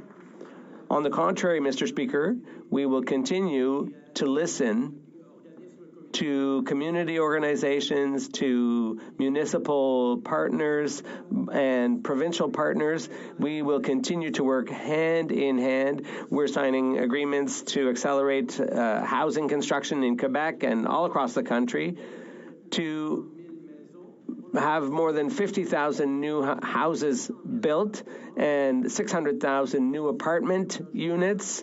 We're still dealing with the problem of short-term rentals, and we're also dealing with the problem of homelessness and people in vulnerable situations, but we still have a lot of work to do. Years of this NDP Liberal Prime Minister, we know that corruption is a feature and not a bug. SNC-Lavalin, We Charity, and now the Prime Minister's Arrive scam at millions that Canadians won't get back. The grift and the mismanagement run so deep that the auditors couldn't even figure out how much got shipped off to Liberal insiders. So after what we learned yesterday, will the Prime Minister join us in calling the for the RCMP to get to the bottom of all of it, every single dollar. The Honourable Minister for Public Works. Merci, Monsieur le Président. Thank you, Mr. Speaker. And as we said yesterday, we welcome the Auditor General's report and will follow all of her recommendations when it comes to ArriveCam. As the Minister for Public Safety said yesterday, some of the recommendations in the report have already been implemented, including implementing new measures to guarantee that tasks and deliverables are clearly defined in professional services contracts. Thank you, Mr. Speaker. Thornhill. Minister, the call is coming from inside of the House. They want Canadians to believe that they unknowingly got robbed blind by their own Liberal insiders and that they are going to get to the bottom of the Prime Minister's ArriveScam app, which, by the way, didn't work. We didn't need, and where 75% of contractors did no work but had time to buy the government whiskey. He is not worth the cost, and he is not worth the corruption, and Canadians want their $60 million back. No one trusts them to investigate themselves, so will the Prime Minister stand up right here, right now, and call in the Mounties? Honourable Minister of Public Services and Procurement. Thank you to our colleague for the question. As we said yesterday, we thank again the Auditor General for her recommendations on the review of the ArriveCan application. Some of the report's recommendations have already been implemented, including the introduction of new measures to ensure the tasks and deliverables are clearly defined in professional services contracts. Our departments take very seriously their duty to optimize resources. Exactly. The Honourable Member from Barrie Innisfil. ArriveScam is just like the Prime Minister, not worth the cost and not worth the corruption. The investigation and damning report issued by the Auditor General on ArriveCam even shocked her. But really, after 8 years of this NDP Liberal government, no one should be shocked by the level of incompetence and wasteful spending Canadians have seen from this Prime Minister. Now, a reasonable thinking person could conclude from the report that ArriveScam has reached a level of criminality. Yes. Will the Prime Minister join Conservatives and call on the RCMP to expand an investigation into ArriveScam based on the revelations in the Auditor General's report? Yes. The Honourable Parliamentary Secretary to the Minister of Public Speaker, Safety. as we've said in this House time and time again, any misconduct in the procurement process is unacceptable. We accept that the President of the CBSA has initiated internal audits and issued some initial reports. Mr. Speaker, she has also referred some of the concerning reports to the RCMP, but members opposite should know it's not politicians who direct the RCMP, it's the RCMP who does this work, and the RCMP will set the mandate for wherever the case may lead, and we will accept that work. The Honourable Member from Barrie Innisfil. The question was a simple one, really, Mr. Speaker, but after 8 years of this NDP Liberal government, who in this place or across Canada expects a proper response from a Prime Minister who's not worth the cost and not worth the corruption? The AG's report causes a reasonable person to conclude that what happened with ArriveScam has reached a level of criminality that must be investigated. So I'm going to ask again, will the Prime Minister join Conservatives and call on the RCMP to expand an investigation into ArriveScam based on the revelations that were contained in the Auditor General's report?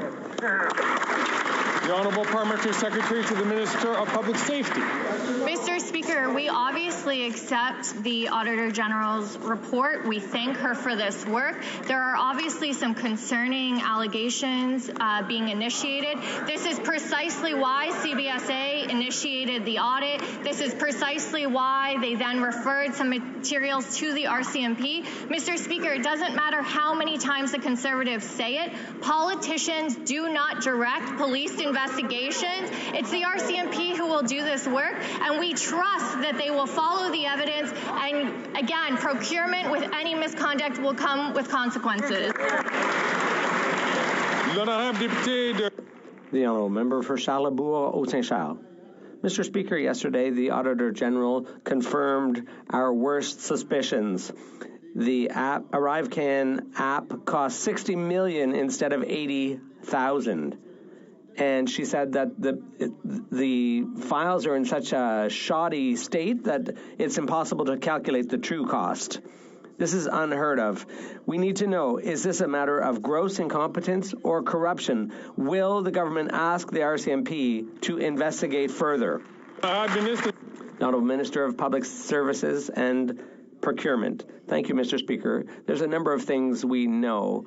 The RCMP operates at arm's length, and as the Prime Minister just said, we have confidence in their ability to do their job. Secondly, the Auditor General did indeed reveal some shocking conduct in the public service, and this is undesirable despite how urgent it was to take action and provide assistance to millions of Canadians. Many of the recommendations have already been implemented and others will be shortly.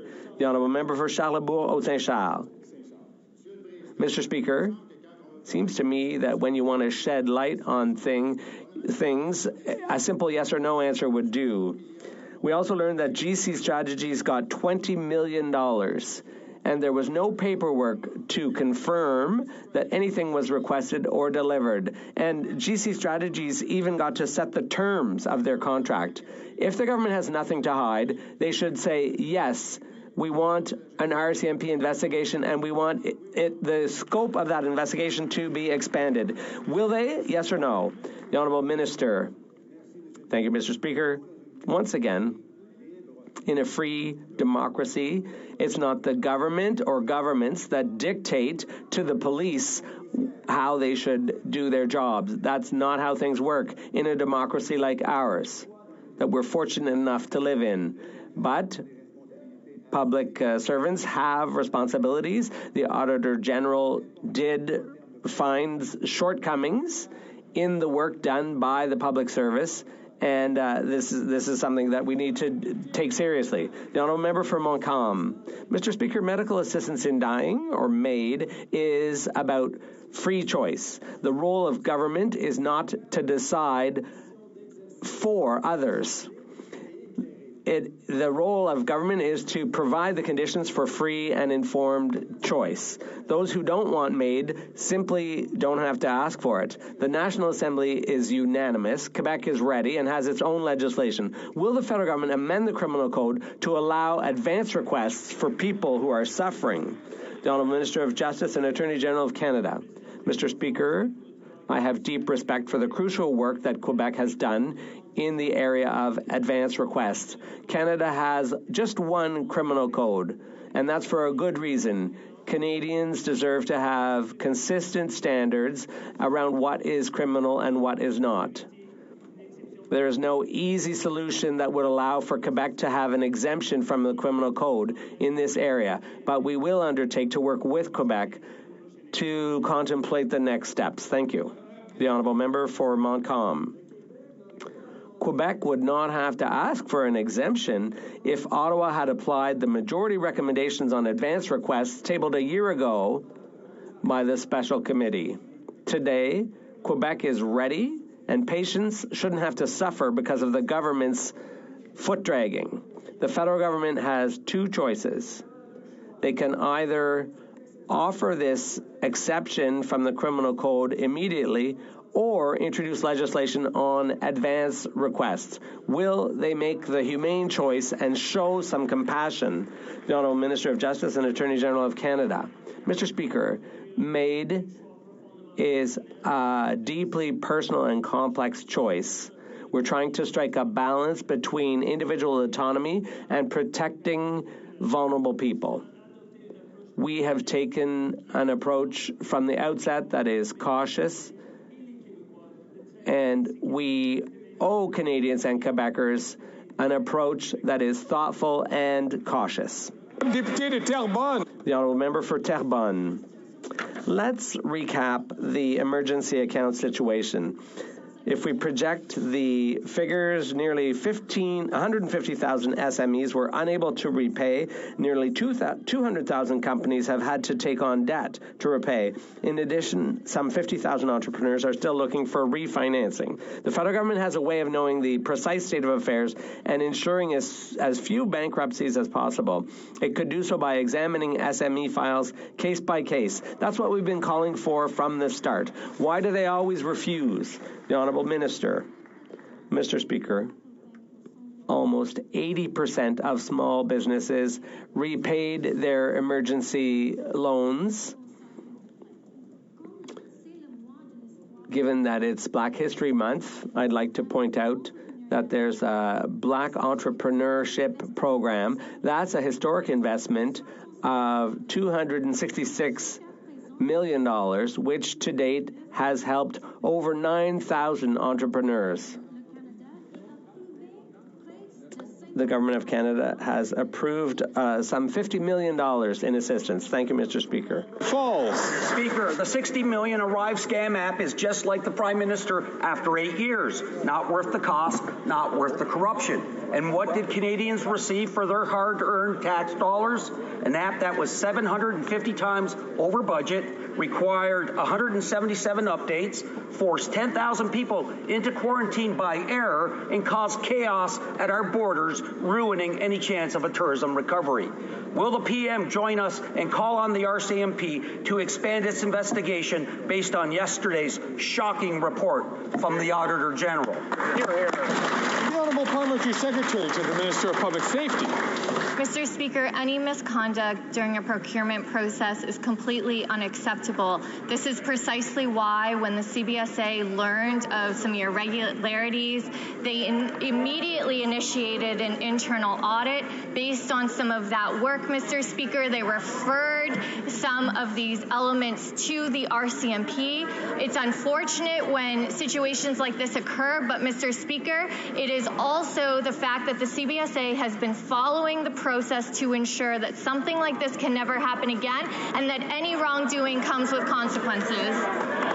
The Honourable Member from Niagara Falls.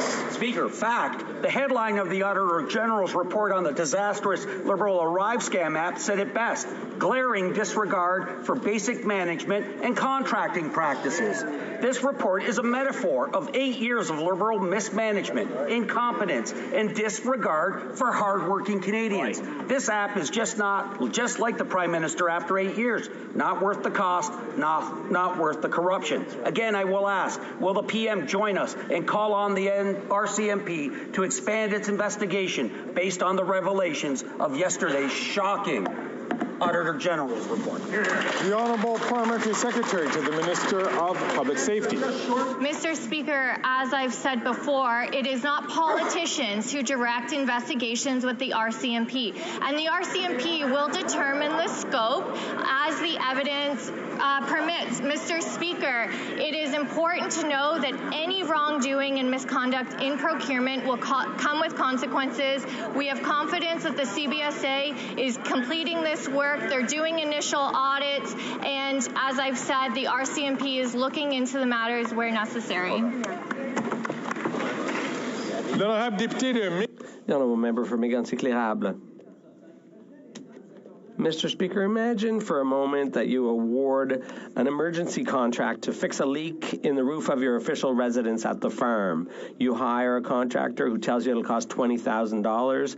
You give him the contract, he starts work, and then sends you a first invoice for $500,000 with no explanation. Are you going to pay it? No questions asked? Well, that's exactly what happened with the Prime Minister's ArriveCan app. The Auditor General saw it, the Ombudsman saw it, and no one in the PMO saw it? It's hard to believe, Mr. Speaker. Will the Prime Minister join us and ask the RCMP to expand its investigation to include all of the allegations? The Honourable Minister of Public Services and Procurement. Thank you, Mr. Speaker. As we've already said a number of times today and yesterday, we thank the Auditor General for her report. We note duly the shocking revelations. We understand that the circumstances were urgent, but that's no excuse for breaking the rules. Thank you, Mr. Speaker. The Honourable Member for Mégantic-L'Érable. The Prime Minister's ArriveCan app has forced the quarantine of 10,000 Canadians in error. The application was supposed to cost $80,000, and now it's $60 million. The families waiting in line at food banks deserve better answers, and the workers whose taxes are going to go up again are angry at having to foot the bill. Will the Prime Minister, who's not worth the cost, commit to giving back to families who paid for work that was never delivered the money he wasted on the ArriveCan app? The Honourable Minister. Thank you, Mr. Speaker. My colleague surely understands our answer now. We've repeated it many times. We thank the Auditor General for her report.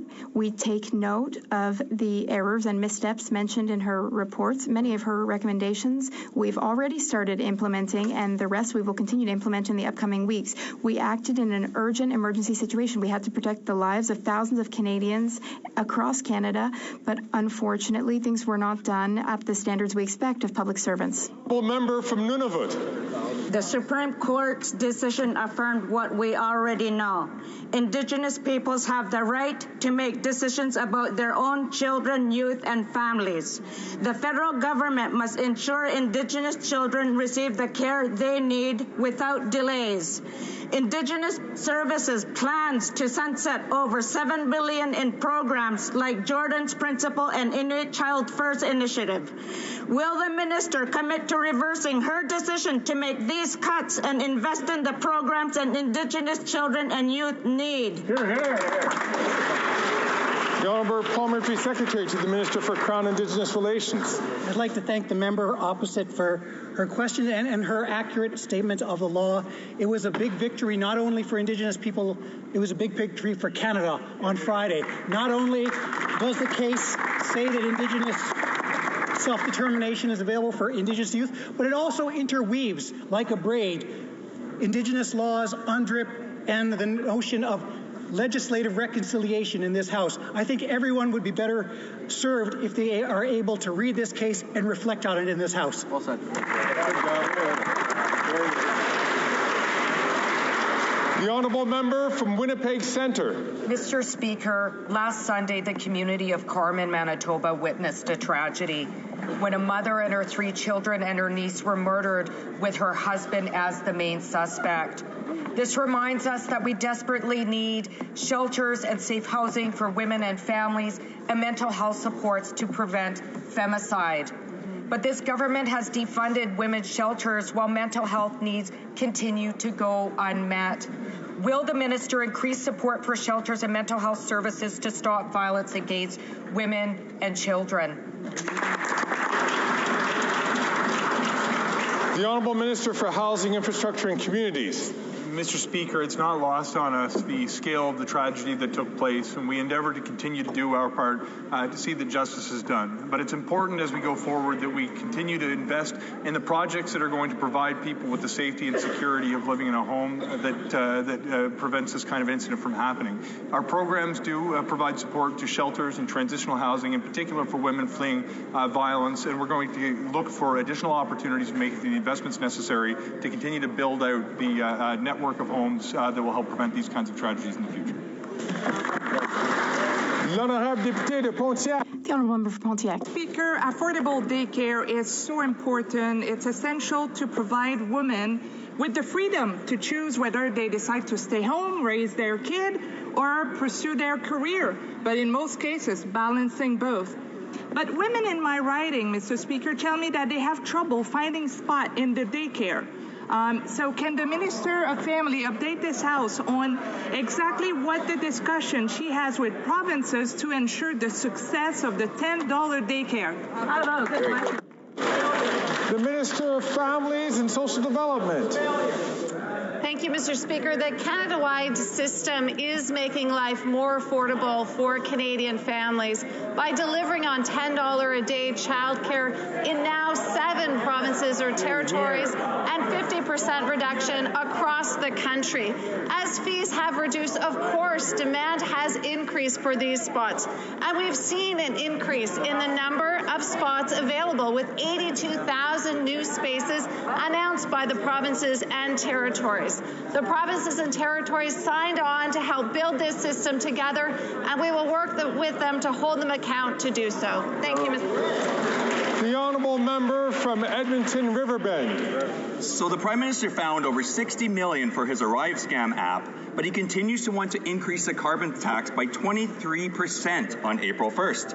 And now we are seeing the far-left NDP Alberta leadership candidates weigh in, and I quote, "Nobody is on board with what the Prime Minister did with the federal carbon tax. He absolutely broke trust and broke confidence. After 8 years of failure, how can he continue to raise this carbon tax on Canadians?" The Honourable Minister for the Environment and Climate Change. Thank you, Mr. Speaker. As the Parliamentary Budget Officer has reiterated many times, 8 out of 10 Canadians get a bit more from carbon pricing back than what they pay. And carbon pricing works, Mr. Speaker. It helps reduce pollution in Canada, something that the Conservative Party campaigned on during the 2021 election campaign. The difference between them and us is that on this side of the House, we are serious about fighting climate change and working with Canadians to help them face affordability issues. The Honourable Member from Edmonton Riverbend. Well, I have more, Mr. Speaker. Another Alberta leadership candidate said, and I quote, "There's no way people can be on board with a federal plan, even when the Prime Minister isn't on board, when he's playing games with it." And another one said, "We must move away from a consumer carbon tax." And another one said, "The federal carbon levy is dead." When he loses the support of the far-left Alberta NDP, this minister must know he has a problem. Will he cancel his carbon tax before April 1st, once and for all?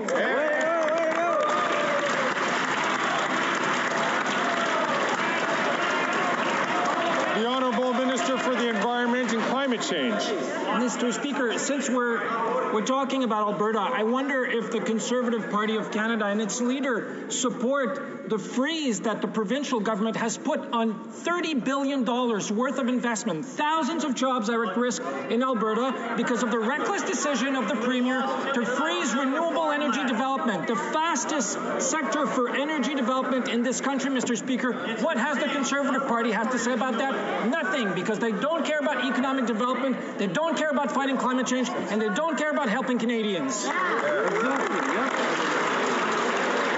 The Honourable Member from Sarnia-Lambton. Well, Mr. Speaker, the Prime Minister wasted more than $60 million on his ArriveCan scam app, and he's going to make Canadians pay more by quadrupling the carbon tax. It's going up 23% on April the 1st.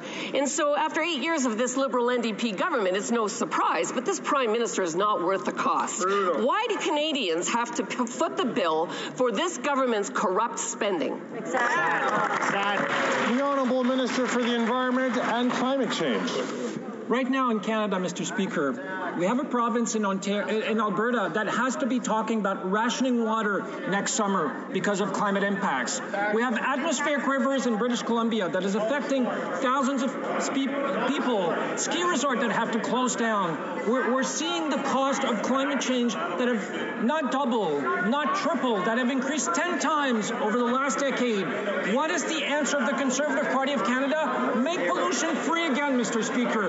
Let the biggest, most profitable and polluting countries get off the hook. Not on this side of the House, Mr. Speaker. We will fight.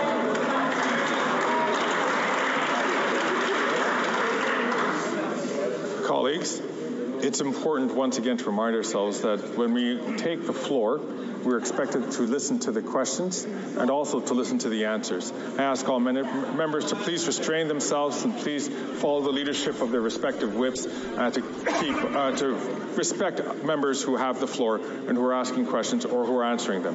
The Honourable Member from Sarnia. And just like a library, when you take the floor, you got to put it back.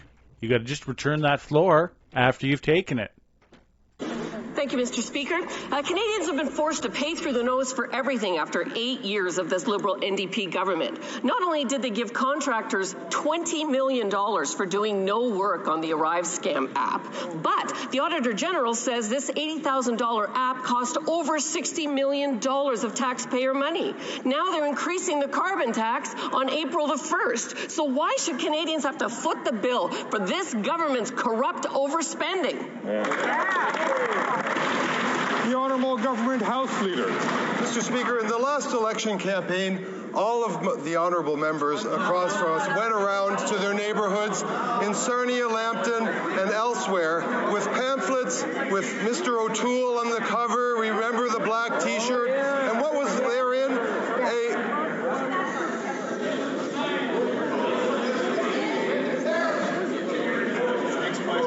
Colleagues, once again, I ask you to follow the instruction of your whips who are asking you to please listen respectfully to the answer. I'm going to ask the Government House Leader to start again from the top. Mr. Speaker, in the last election campaign, all of the colleagues on the other side of the House went around their neighbourhoods, around their ridings. They had nice glossy brochures with Mr. O'Toole on the cover. He had a nice black T-shirt on. What was in there? A price on pollution, Mr. Speaker. A price on pollution. All of these members went around their neighbourhoods committing to put a price on pollution as part of a plan to fight climate change. Why did we believe Conservatives then, and why should we believe them now?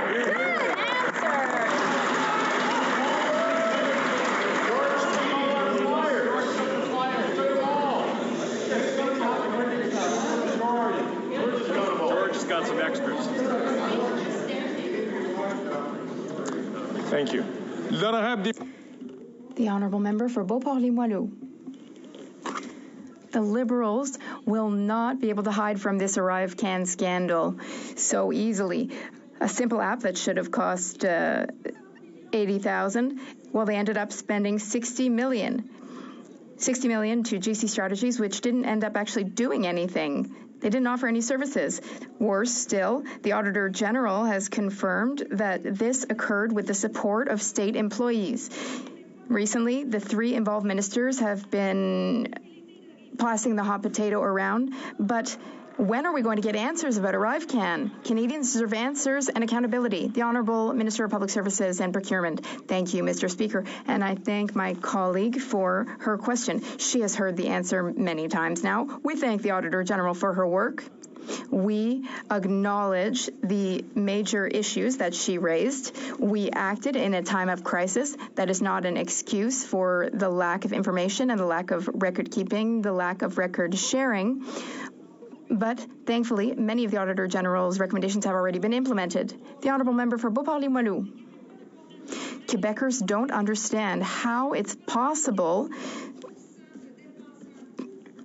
to have a 750% cost overrun without any minister cluing in. A handful of people got $60 million of taxpayer money. The pandemic cannot explain such a total lack of competence regarding basic management. How is it possible to waste $60 million? And how many other contracts like this did the government turn a blind eye to? The Honourable Minister of Public Services and Procurement. Thank you, Mr. Speaker. In the middle of the pandemic, hundreds of people were dying of COVID. Billions of dollars were lost weekly. Economic losses. It was very difficult to transit the border, but we made it possible to keep the border open so that essential medication and product and equipment could transit the border for Quebec's businesses and Canada's businesses. But there was a lack of record keeping. There was a lack of thoroughness from some public servants. We acknowledge that, and it is totally unacceptable. I ask the member for Portneuf-Jacques-Cartier, to please keep some control during answers. I wonder why the Prime Minister's priority is higher taxes and not food affordability. He can find $60 million for his ArriveCan app, but he needs to quadruple the carbon tax on farmers and food. We are hearing the pleas from Canadian families who want to axe the tax to make food affordable. I was in Sudbury this week meeting with food banks who are at a breaking point as demand has doubled and is rising. There's a common-sense Conservative Bill, 234, which will give a carbon tax carve-out for farmers and lower the price of food. This Prime Minister is not worth the cost, but will he cancel his plans to increase the carbon tax on April 1st so Canadians can feed themselves? The Honourable Deputy Prime Minister and Minister of Finance. Mr. Speaker, I'm glad the Conservatives are finally asking a question about the economy, because it gives me the chance to share some good news. In January, thanks to the hard work of Canadians, Canada created 37,000 new jobs. Wages in Canada have been outpacing inflation for the past 12 months. Right on. And unemployment fell to 5.7%. That is lower than it was at any time that Stephen Harper was Prime Minister. Wow. The only thing Conservatives know how to do is kill jobs. That's pretty good. The honourable member from Foothills. Here's a number that most Canadians care about. 2 million Canadians going to food bank every single month. But today is Canadian Agriculture Day, and how do the Liberals celebrate? By increasing the carbon tax 23% on April 1st. But it gets worse. We now know that the amendments to 234 pushed through by Liberal-appointed senators will increase costs on farmers $200 million. This Conservative common sense bill in its original form will save farmers $1 billion by 2030. For Canada Agriculture Day, will the Prime Minister celebrate with me an access tax on farmers to make food more affordable? The Honourable Minister for Agriculture and Agri-Food. Thank you very much, Mr. Speaker, and I appreciate my honourable colleague's question. And being a farmer on Canada Agriculture Day and being part of a government that has an environmental plan, it makes me very proud. It's so important, and farmers understand we have to take care of the land and we must have an environmental plan. And as far as the price on food, and the Agriculture Committee, Tyler McCann of the Canadian Agri-Food Policy Institute indicated to the committee members on agriculture that there's no data to support carbon pricing is resulting in an increase in food prices. The honourable member for Chicoutimi-Lefjord. Mr. Speaker, the Prime Minister wasted $60 million on his corrupt ArriveCan app, and now he's asking Canadians for even more money through the carbon tax, which the Bloc wants to radically increase, by the way. After 8 years of this government, everything costs more. But worse still, the Bloc Québécois supports Liberal policies. So, Mr. Speaker, will the Prime Minister confirm that he will scrap the carbon tax so that Canadians can breathe a little more? The Honourable Minister for the Environment and Climate Change. Thank you, Mr. Speaker. I would like to remind my honourable colleague that the last time I checked, the St. Lawrence is still in Quebec, and in Quebec, the provincial system applies. They have a cap-and-trade system, which was implemented well before the federal carbon pricing system. That's what applies in Quebec, and that system in Quebec is working well to reduce Quebec's emissions. The Bloc Québécois didn't implement it, nor did the government. The government of Quebec implemented that system, and in fact, many Conservative members voted in favor of Quebec's system.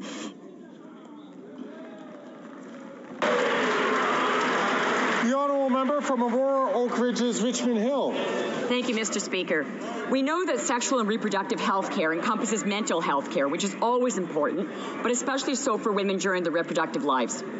Knowing what an exciting but also stressful time it can be for a new mother, and how a mother's well-being affects not only her but also her newborn and other family members, could the Minister of Mental Health and Addictions and Associate Minister of Health explain how our government is supporting women who choose motherhood by addressing perinatal mental health? The Honourable Minister for Mental Health and Addictions. Thank you, Mr. Speaker. I want to thank the member for Aurora Oak Ridges. We all know her to be a strong advocate for women's health. My message to new parents who might be struggling: you do not have to carry this burden alone. I want to thank the Canadian Perinatal Mental Health Collaborative and all of our partners working to develop national standards for a perinatal mental health strategy. We're supporting families, Mr. Speaker, by creating guidance materials and advice for healthcare professionals and individuals that may face poor mental health during the perinatal period. We are with you, and we'll do everything we can to ensure families have access to quality mental health when they need it and where they need it. The honourable member from Peterborough, Kawartha Lakes. This Prime Minister is not worth the cost of the suffering he's causing. The Payne family operates Asphodel Sheet Company. They were recognized as Farm Family of the Year in Peterborough County. Now, the carbon tax is set to increase 23% on April 1st, and it is truly hurting them. The kids don't know what's going to happen to their family farm. So Katie, who's 15, Jolene, who's 13, and Lucy, who's 9, asked me to ask the Prime Minister this. Why is the Canadian government making it so difficult for the agriculture industry to do their job of feeding the country? The Honourable Minister for the Environment and Climate Change.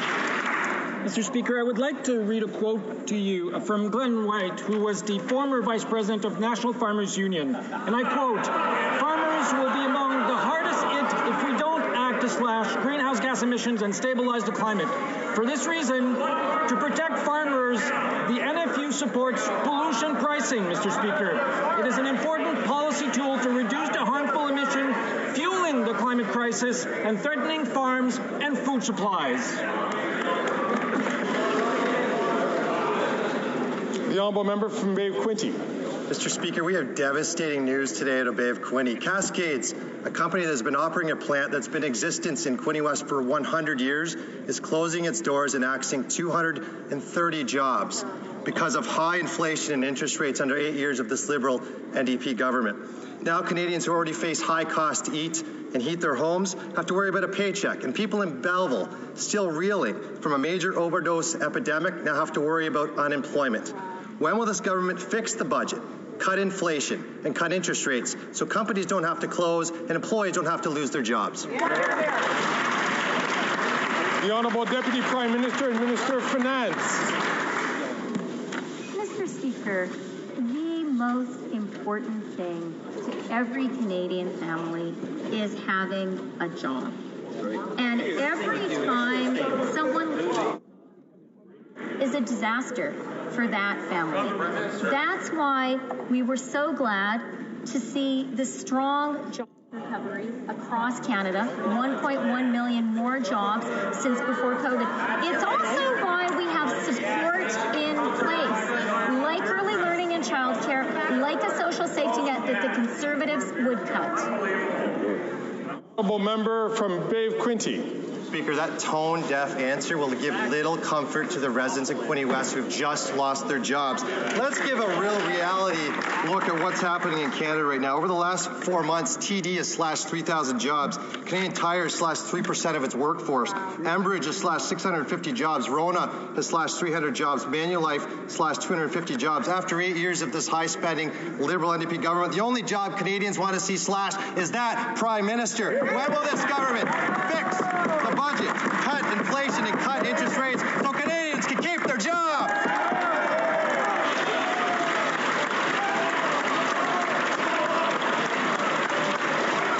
The Honourable Deputy Prime Minister and Minister of Finance. Mr. Speaker, we will take no lessons from the Conservatives when it comes to supporting the most vulnerable among us. Since we have formed government, 2.3 million Canadians are out of poverty. Poverty in Canada was at 14.5% when the Conservatives left office. Today, it's down to 7.4%. We know there's a lot more work to do. That is why we are pointing out to Canadians that all the Conservatives want is to cut the programs the most vulnerable need the most. From Halifax West. Speaker, in the high cost of living, it's a struggle for many women to buy menstrual products. This government recognizes this problem and recently launched the Menstrual Equity Fund pilot to provide free menstrual products to those that need them most through Food Banks Canada. During the Sexual and Reproductive Health Week, could the minister provide an update on the progress of the pilot in my province and throughout Canada? Honourable member for Women and Gender Equality.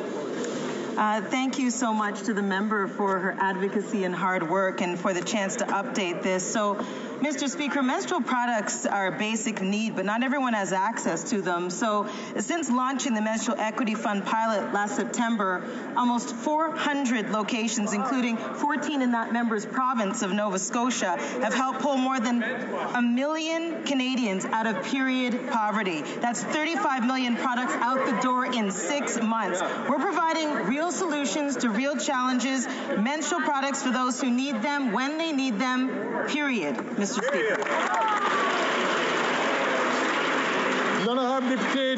The Honourable Member for Rosemont-La Petite Patrie. Mr. Speaker, a 3-bedroom apartment near Verdun Metro Station in Montreal. There's a leak in the bathroom, balconies threatening to collapse, holes in the ceiling, mold all over the place. That's the home where Isabelle Gagnon and her partner Maxime Pilon live with their newborn baby. This is a result of decades of conservative and liberal government cuts to affordable housing. Instead of proposing solutions, though, the conservative leader prefers to insult Quebec's mayors, and the liberals are dragging their feet when it comes to the housing crisis. Why are the liberals letting people down? Letting down people like Ms. Gagnon and Mr. Pilon?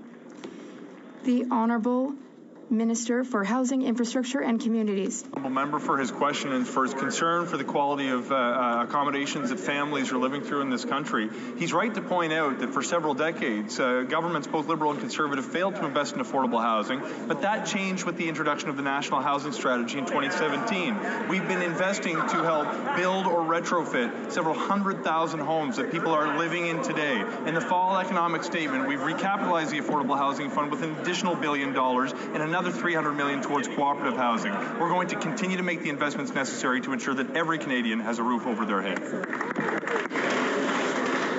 The Honourable Member from Edmonton-Griesbach. Mr. Speaker, as Netanyahu bombs Rafah, the supposed safe zone, over 75 Palestinians were killed overnight. We are witnessing a crime of unproportionate horror in Gaza every day. Children are left orphaned as entire families are wiped out in this onslaught. Meanwhile, the Liberals continue to arm Netanyahu over $28 million worth of military exports since October alone. How many more Palestinian children have to be killed for this government to end arms exports to Israel? The Honourable Parliamentary Secretary to the Minister of Foreign Affairs. Thank the member for that question. It's an important question. What is happening in Gaza is a complete tragedy. Netanyahu's military operation in Rafah is devastating Palestinians and others who are seeking shelter. Gazans have nowhere else to go, and as the minister said, asking them to move again is totally unacceptable. This violence must stop. We must have a sustainable peace. Hostages must be returned, and we must find a way forward to get humanitarian assistance to the people who need it the most. Thank you, Mr. Speaker. Thus comes to an end of question period for today. I see the Honourable Member from Regina Capella, who is rising on his feet on a point of order. Well, I have a seeking to ask consent, Mr. Speaker. I would like to move that the House expresses solidarity with the parishioners of... I'm afraid that the Honourable Member, even before he has even asked this question, is soliciting no's from the House. I encourage all members once again to please try to negotiate your request for unanimous consent so that we can certainly make sure that we don't that we use your time most efficiently. The Honourable Member from Selkirk Portage East Main. Thank you, Mr. Speaker. Seeking to find unanimous consent for the following motion. The House condemns Russia's illegal... The Honourable Member, I'm afraid, doesn't have unanimous consent. I see rising on a point of order the Honourable Member from Fredericton. Mr. Speaker, there have been discussions. I see that we are going to be playing this game again today. The Honourable Member from Sherwood Park, Fort Saskatchewan. Thank you. Rising on a point of order. During question period, I was reflecting on a unanimous consent motion that I would like to bring. The Honourable Member does not have unanimous consent. The Honourable Member.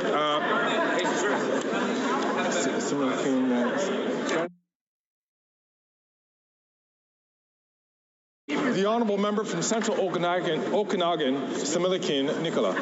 Speaker, I move that given after 8 years of this Prime Minister, housing costs have doubled, that the CMHC itself admits that housing starts have... I see that the honourable member is also soliciting a bunch of no's for being able to seek unanimous consent to submit that document. The honourable member from Ottawa Centre is rising on a point. The honourable member from Yorkton Melville is rising on a point of order. Thank you, Mr. Speaker. As a member of the Canada-Ukraine Friendship Group, who was told yesterday by the chair of that group that we are all in support of our Ukrainian allies, I call on this government, that the House call upon the government to support. Unfortunately, the honourable member does not have a point of order on this. The honourable member from Regina Leuven is rising on his feet. Mr. Speaker, given that the Auditor General revealed the GC strategy, the 2% IT company did actual work was paid nearly $2 million. So I'm hearing. So colleagues, the chair is on his feet. Thank you. Unfortunately, the honourable member from Regina Leuven is not soliciting any point of order. Colleagues, I think it's really important, again, to remind you, as well as to remind Canadians who are watching at home, is that requesting unanimous consent is a very important tool for members of Parliament. For Parliament itself to be able to consider issues which weren't considered or can't be considered, that are timely and can't normally be considered through the normal process. What the process normally is that members will consult with the leadership teams of all the official recognized parties and even the independents to try to negotiate ahead of time, to save time for members to be able to present their points of order. I'm happy to recognize members on points of order, but it would be a very important respect for other members in the House if the members have taken serious efforts at seeking unanimous consent. I recognize the honourable member, a former chair, a current House officer, the member from Regina Capel, who is rising on his feet for a point of order. Mr. Speaker, Blessed Sacrament Church in Regina was subject to arson and vandalism, and I believe you'll find support that the House recognize the right of Canadians to gather to worship or celebrate their faith. So I regret to interrupt the honourable member from Regina Capel, but I could clearly see that there is no unanimous consent for this. The honourable member from South Shore St. Margaret's is rising on his feet for a point of order. I hope the honourable member has done the honourable thing and has consulted other members before seeking unanimous consent. I turn the floor over to the member from South Shore St. Margaret's. Mr. Speaker, today the Minister of Fisheries threw 300 Elver harvesters out of work. So I'm sure you will find in this House unanimous consent to condemn the government for that. Unfortunately, there is no unanimous consent. Members, you really are using up the time that's valuable to all of you who have other business to do in this House. Orders of the day. Orders of the day, ordre du jour, ordre d'éminence du gouvernement, affaires éminentes du gouvernement. Number 34, government business, resuming debate on the motion concerning proceedings on Bill C-62, an act to amend the Criminal Code, medical assistance in dying, and on the amendment by Mr. Tellieu. We will begin where we left off. The honourable member, Parliamentary Secretary to the Government House Leader, had just finished his speech, and we were opening up for questions and comments for the honourable member, l'honorable député de... Je m'excuse. I'm sorry for speaking English. My honourable colleague, who is known for mastering the language of Molière, the honourable member for Louis Saint Laurent, has the floor. He already started to ask his question, and he can continue. Pleasure for me to answer to your invitation to ask a question. So, Mr. Speaker, during his speech, the member related an issue about the fact that he considered that on this side, sometimes we say something that is not true. Well, unfortunately, Mr. Speaker, those are not the fact. Dans un reportage de Global News. In a Global News report, is driving Canadians with disabilities to consider medically assisted death. National Post, le 9 mai 2020. On May 9th, 2023. Assisted suicide if social conditions made life intolerable, bioethics. CBC News on June the 22nd, 2023. Quadriplegic Ontario woman considers medically assisted dying because of long ODSP wait time. Mr. Speaker, this is a proof, without a shadow of a doubt, that yes, unfortunately, in this country, there is people who have difficulty with their social life and decided to knock at the door at MAID. Mr. Speaker, I'm quite sure that the MAID was not made in the mind of everybody here in this House for that purpose. That's exactly what our colleagues said during this speech. So may the member recognize that, yes, unfortunately, sometimes MAID can be used for not the purpose that it was supposed to. The Honourable Parliamentary Secretary.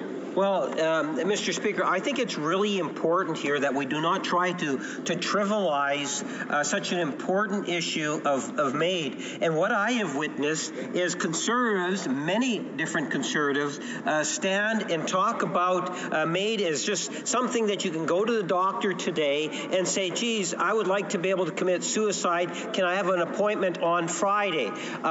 Maybe not in those exact words, but that's very close to what members of the chamber from the Conservative Party have implied today, and they've implied that before, Mr. Speaker. I think it does a great disservice to the issue at hand, Mr. Speaker, and I would suggest to you that this whole suicide on demand that they seem to want to classify it as is not contributing positively to the debate, Mr. Speaker. And I would ask Conservative members in particular to take the debate more seriously, and let's not go to the extreme. I have more confidence, whether it's in the healthcare professionals, the social workers, the family members, the individuals that are thoroughly consulted well before any sort of a decision is actually made, Mr. Speaker. I believe there's a point of order from the Honourable House Leader for the Official Opposition. Thank you very much, Mr. Speaker. I appreciate your accommodating the timing of this, and apologize to the members who are involved in the debate. But because this is currently under consideration by the House, I think giving the Speaker as much time as possible to consider it would be appropriate. I'm rising to ask that you rule the amendment made to Motion 34 out of order.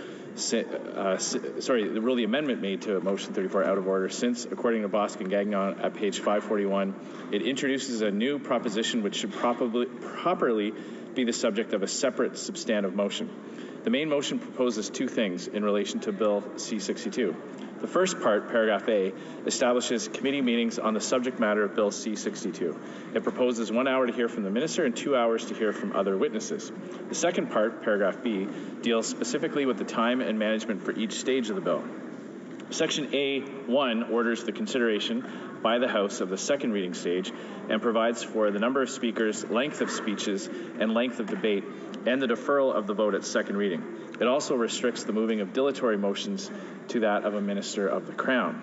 Paragraph A2 deems Bill C-62 referred to Committee of the Whole, deemed reported back without amendments, and orders the consideration of third reading on Thursday, February 15th, 2024.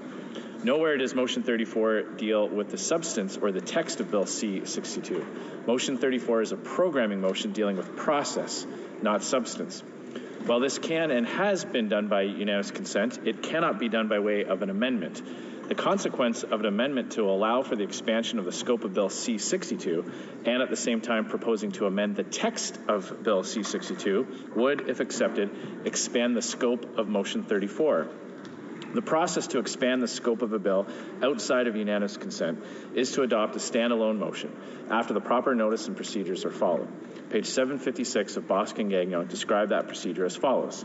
Once a bill has been referred to a committee, the House may instruct the committee by way of a motion authorizing what would otherwise be beyond its powers, such as expanding or narrowing the scope or application of a bill.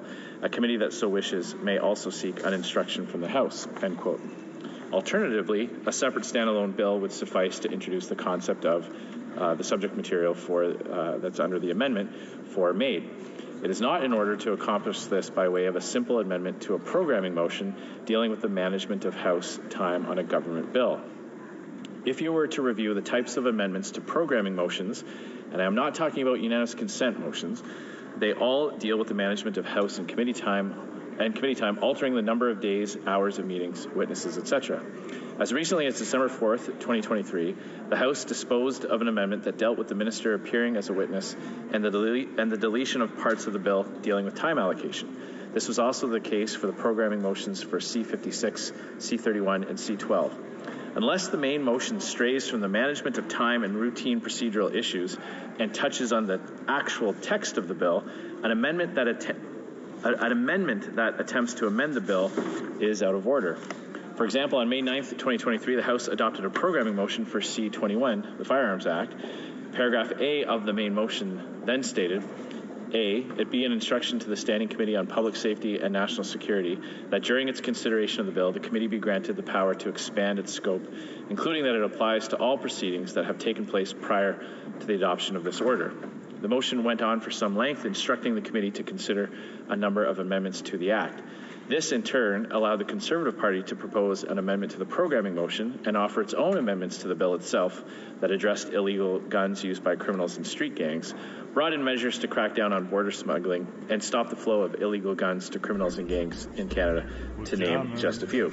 The point being, Mr. Speaker, if the main motion does not address the text of the bill, an amendment cannot introduce that new proposition of amending the text of the bill to the programming motion, which should properly be the subject of a separate substantive motion. Thank you very much, Mr. Speaker. I thank the honourable member for that intervention. Of course, we will look at that with the table and come back with an answer as soon as possible. So back to questions and comments. I'll return question et commentaire. The honourable member for Fredericton. I'd like to ask the member if he could just speak more specifically to the work of the special committee and how important it.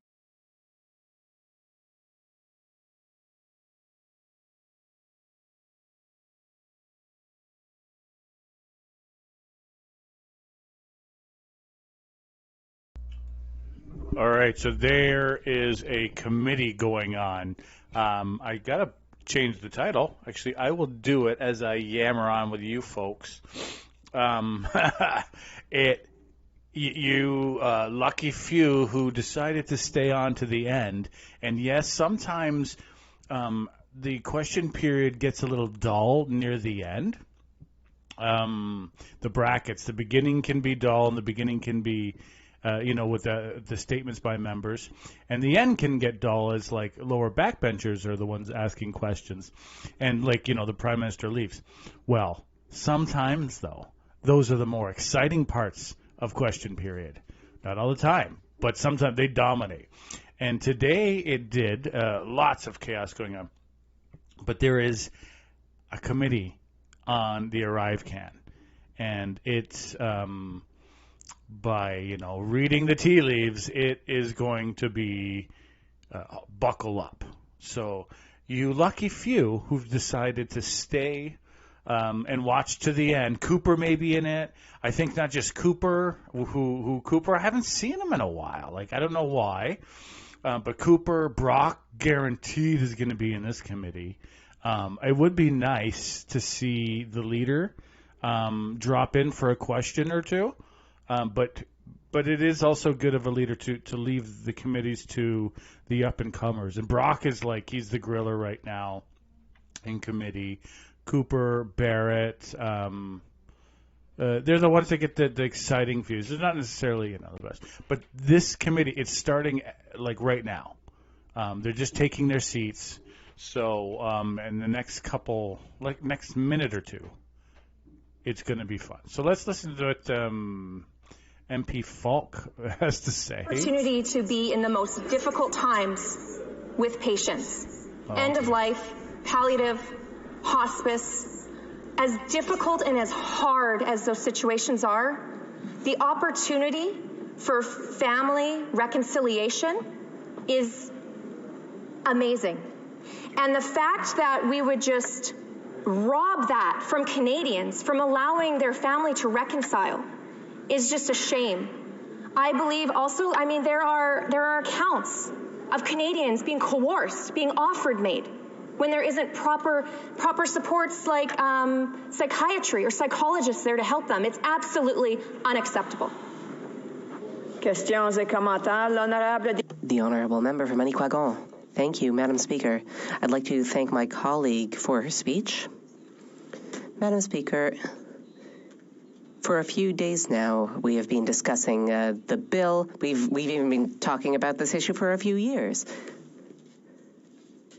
And there's still no universal consensus about the information we have, and that's preventing us from carrying out a perfectly informed debate. There's all sorts of stereotypes and perceptions floating around that should not be included in the debate.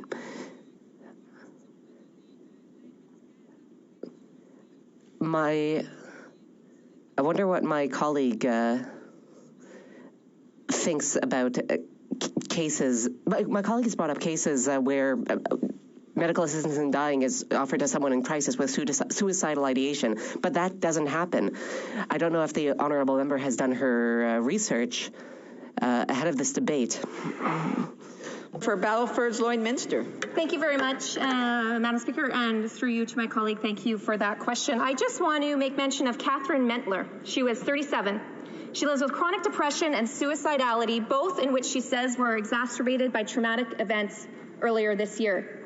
Instead of her clinician, Ms. Mentler says her clinician told her there would be long waits to see a psychiatrist and that the healthcare system is quote unquote broken. That was followed by a jarring question, have you considered MAID? So you know what? I will listen to the Canadians that have been coerced or suggested that their life is devalued and that they are not wanted and they have been offered MAID. It does happen, and I would suggest all members... Of course it happens. It's a business like anything else, and when you're going to offer a new service with air quotes in the air, this is going to be a mess. This is going to be a conservative cash cow. If the Conservatives get rid of MAID 100%, they will get rid of their biggest cash cow of their party. It's the new, I won't even say it, but the new A-B issue for Conservatives is MAID. Especially with medical. And the beauty is like it'll be split because the Conservative, they're broken now. Like the churches. Their message is so mixed. Definitely going to be happening. So I'm going to this another committee where, I may